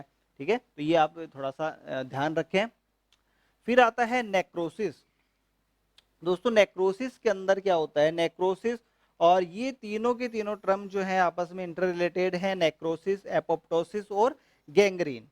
देखिए सबसे पहले मैं आपको बताता हूँ एपोप्टोसिस। एपोप्टोसिस के अंदर क्या होता है कि बिल्कुल प्रोग्राम्ड सेल डेथ होती है, मतलब आप जैसे जैसे आपके अंदर एजिंग आती जाएगी, जैसे जैसे आपकी उम्र बढ़ती जाएगी, तो आपकी एक लिमिट होती है कि जैसे जैसे एज आपकी बढ़ती जाएगी तो आपकी सेल्स जो है, आपकी ऊतक जो है वो कम काम करना स्टार्ट कर देते हैं, एंजाइम्स जो है बॉडी के कम होने लग जाते हैं, बॉडी के अंदर पानी की मात्रा जो है कम होती जाती है, फैट की मात्रा बढ़ती जाती है। तो ये इस तरह से मतलब आपकी जैसे जैसे एजिंग होगी वैसे वैसे आपका जो टिश्यूज हैं, ऑर्गन्स है, वो कम काम करना स्टार्ट कर देते हैं। सभी के अंदर होना है ये, ऐसा नहीं कि किसी में हो गया किसी में नहीं हो, सभी की होनी है, एजिंग फैक्टर लगेगा। तो एजिंग के कारण से सभी टिश्यू जो है वो धीरे धीरे उनका जो एक्टिविटी जो है, उनकी कार्य करने की जो क्षमता है वो लगातार कम होती जाएगी, उसी को आप बोलते हैं एप्टोप्टोसिस। तो ये उत्तकों की मृत्यु एक साथ, मतलब धीरे धीरे धीरे प्रोग्राम सेल, इसके लिए एक जनरल टर्म आती है, वो उसको बोलते हैं प्रोग्राम्ड सेल डेथ। धीरे धीरे धीरे धीरे जो है एक साथ, ये थोड़ा सा यहाँ पर एक करेक्ट वर्ड नहीं है, तो ये जो होता है इसको आप बिल्कुल ऑब्जेक्ट अगर आप देखेंगे तो इसमें प्रोग्राम सेल डेथ, बिल्कुल सिस्टेमेटिक तरीके से सेल्स की डेथ होती जाएगी, एक एज तक बिल्कुल मैच्योर होगी, उसके बाद में सेल्स की डेथ होती जाएगी बिल्कुल तरीके से, उसको बोलेंगे आप एपोप्टोसिस। एक होता है दोस्तों नेक्रोसिस। नेक्रोसिस के अंदर क्या होता है, लोकल टिश्यू डेथ। और ये टिश्यू डेथ किसी लोकल पार्ट के अंदर, ऐसा नहीं कि पूरे बॉडी के अंदर, कहीं पर भी कोई भी, जैसे आपको चोट लग गई या बहुत ज्यादा ठंड के अंदर अगर आपने जैसे जो एलएसए जो काम करते हैं, एयर टेक्नीशियन जो काम करते हैं, वो लिक्विड नाइट्रोजन गैस का यूज करते हैं, तो लिक्विड नाइट्रोजन के अंदर अगर आपने अंगुली डाल दी काफी ज्यादा देर तक, थोड़ी देर तक अगर डाल दी, तो वाह बिल्कुल डैमेज हो जाएगी, तो वो एक तरह से खत्म हो जाएगी, तो उसको बोलते हैं नेक्रोसिस। तो लोकल टिश्यू डेथ अगर होती है तो वो उसके लिए टर्म आती है अपने पास में नेक्रोसिस, लोकल टिश्यू डेथ। ठीक है, लोकल टिश्यू डेथ जो होती है वो होती है नेक्रोसिस। और ये मोस्टली अगर अब गैंग्रीन भी क्या होती है, एक तरह से लोकल टिश्यू डेथ ही होती है। नेक्रोसिस और गैंग्रीन में कोई बहुत ज्यादा डिफरेंस नहीं है। नेक्रोसिस जो होता है दोस्तों वो एक प्रारंभिक अवस्था होती है, और फिर नेक्रोसिस होने के बाद में धीरे धीरे उसमें गैंग्रीन डेवलप हो जाता है। बट ये जो होता है नेक्रोसिस, ये होता है सेलुलर लेवल पर, मतलब सेलुलर लेवल पर होता है। अगर आप एग्जैक्ट अगर आप जानना चाहें इसके बारे में, तो दोस्तों नेक्रोसिस जो होता है वो सेल नेक्रोसिस होता है मोस्टली। तो सेल्स के अंदर डैमेज होता है, सेल्स खत्म हो जाती है, तो सेलुलर लेवल के ऊपर उसमें चेंजेज आते हैं। और जो गैंग्रीन जो होता है इसके अंदर टिश्यू के लेवल पर, टिश्यू के लेवल, इस पर सेलुलर लेवल पर सेल खत्म होगी, इसमें टिश्यू के लेवल पर जो है वो डैमेज होगा। दूसरी चीज जो होती है, जो नेक्रोसिस जो होता है दोस्तों, ये जो नेक्रोसिस होता है ये मोस्टली एक्सटर्नल या इंटरनल कोई भी डैमेज हो सकता है, कोई भी स्टिमुलाई हो सकता है, एक्सटर्नल भी हो सकता है, कोई जैसे चोट लग सकती है, या बहुत ज्यादा अगर आपके हीट लग गई, या बहुत ज्यादा लग गया किसी पार्ट के ऊपर, तो उसके कारण से वो डैमेज जो होता है उसको बोलते हैं अपन नेक्रोसिस। और जो गैंग्रीन होती है ये एक बड़ा टर्म है, नेक्रोसिस के बाद आता है। तो गैंग्रीन के अंदर मोस्टली गैंग्रीन काफी डिवाइड किया जा सकता है, गैंग्रीन के काफी तरीके हैं। तो जो गैंग्रीन है उसमें मोस्टली गैंग्रीन का जो होने का जो तरीका है दोस्तों, वो आप देखिए कि गैंग्रीन जो है वो किस तरह से डेवलप होती है। गैंग्रीन जो मोस्टली डेवलप होगी, कोई भी जो ब्लड सप्लाई है किसी ऑर्गन को, जैसे मान लो कि ये किडनी है, अगर इस किडनी को कोई ब्लड सप्लाई कर रही है, कोई वेसल सप्लाई कर रही है, कोई ब्लड सप्लाई जा रहा है, या फिर हो सकता है कि आपका आपकी जो टांग है, इस टांग को ब्लड सप्लाई हो रही है कहीं से। अगर ये जो ब्लड सप्लाई जो हो रही है, अगर इस ब्लड सप्लाई में कोई बाधा उत्पन्न हो जाए, मान लीजिए कि यहाँ पर ये जो ब्लड वेसल आ रही है, इसके अंदर क्लोट बन गया, ब्लड का क्लोट बन गया। अब अगर ब्लड क्लोट बन गया, ब्लड का क्लोट अगर बन गया, तो ये ब्लड जो है वो इधर नीचे नहीं आ पाएगा, और ब्लड जो है वो सभी ऊतकों को, सभी को सेल्स को बहुत आवश्यक है, क्योंकि ब्लड ही वहां पर ऑक्सीजन पहुंचाता है, ब्लड ही वहां पर हर तरह का न्यूट्रिशन पहुंचाता है, ब्लड ही वहां पर हर तरह की हार्मोन्स पहुंचाता है। अगर ये ब्लड की सप्लाई अगर रुक गई, तो फिर न तो न्यूट्रिशन पहुंचेगा, न ऑक्सीजन पहुंचेगी। अब ये दोनों ही चीज अगर नहीं पहुंचेंगी, तो दोस्तों क्या होगा, वो टिश्यू जो है वो बिल्कुल डैमेज हो जाएगा, वो टिश्यू बिल्कुल क्या हो जाएगा, खत्म हो जाएगा। तो ये जो ब्लड सप्लाई अवरुद्ध होने के कारण से, मोस्टली मैं ये बोल रहा हूं, मुख्यतः ब्लड सप्लाई अवरुद्ध होने के कारण से जो टिश्यू डेथ होती है, ब्लड सप्लाई के अवरुद्ध होने से मोस्टली यहाँ पर ये ध्यान रखिए कि खून के संक्रमण में, मेनली खून के संक्रमण से ये ब्लड की सप्लाई अवरुद्ध हो गई, उसके कारण से इसको कोई पोषण नहीं मिल पा रहा, कोई पोषण नहीं मिल पा रहा, तो ये टिश्यू क्या है, बिल्कुल डैमेज हो गया, तो ये गैंग्रीन है। या फिर दूसरा तरीका इस टिश्यू के डैमेज होने का ये होता है कि यहाँ पर इन्फेक्शन हो जाए। और इन्फेक्शन भी दोस्तों मोस्टली किससे होता है, ये इन्फेक्शन जो होता है, ये आप याद रखेंगे कि ये जो इन्फेक्शन जो होगा, ये मोस्टली होता है क्लोस्ट्रीडियम बैक्टीरिया से। क्लोस्ट्रीडियम बैक्टीरिया, जो क्लोस्ट्रीडियम जो बैक्टीरिया होता है, ये आप याद रखेंगे, क्लोस्ट्रीडियम, क्लोस्ट्रीडियम बैक्टीरिया होता है।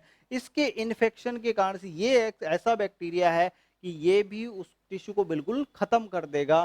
तो इन दो के कारण से जो टिश्यू की डेथ होती है, उसको बोलते हैं आप गैंग्रीन।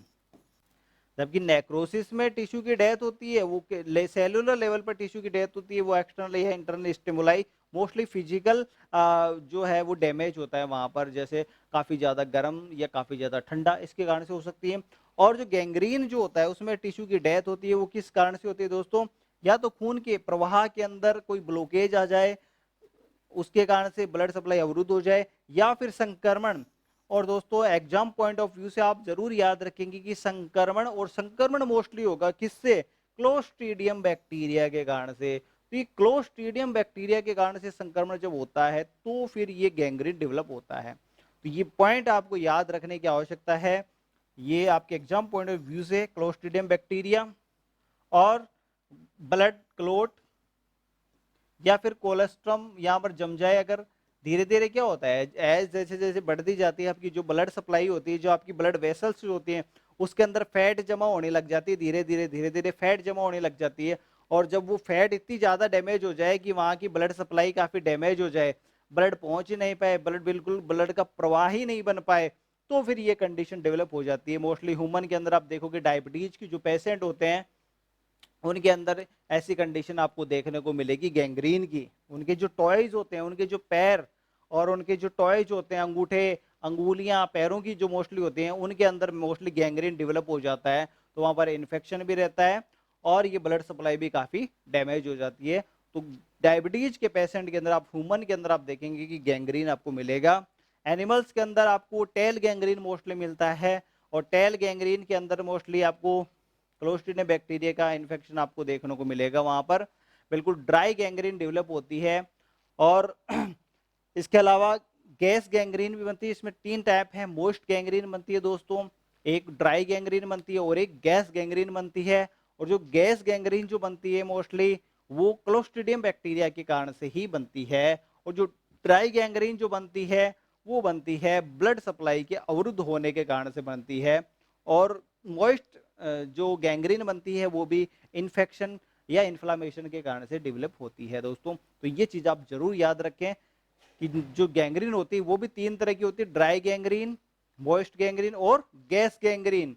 और गैस गैंग्रीन जो बनती है मोस्टली ये क्लोस्ट्रीडियम बैक्टीरिया के इन्फ्लामेशन, इन्फेक्शन के कारण से ही बनती है। तो ये इन्फेक्शन जो ये अपने डिफरेंस देखा नेक्रोसिस में और गैंग्रीन के अंदर और एपोप्टोसिस के अंदर, तो ये आपको बिल्कुल पूरा डिटेल के अंदर एक्सप्लेन किया गया है। अब आपको कोई कंफ्यूजन इसमें नहीं होना चाहिए।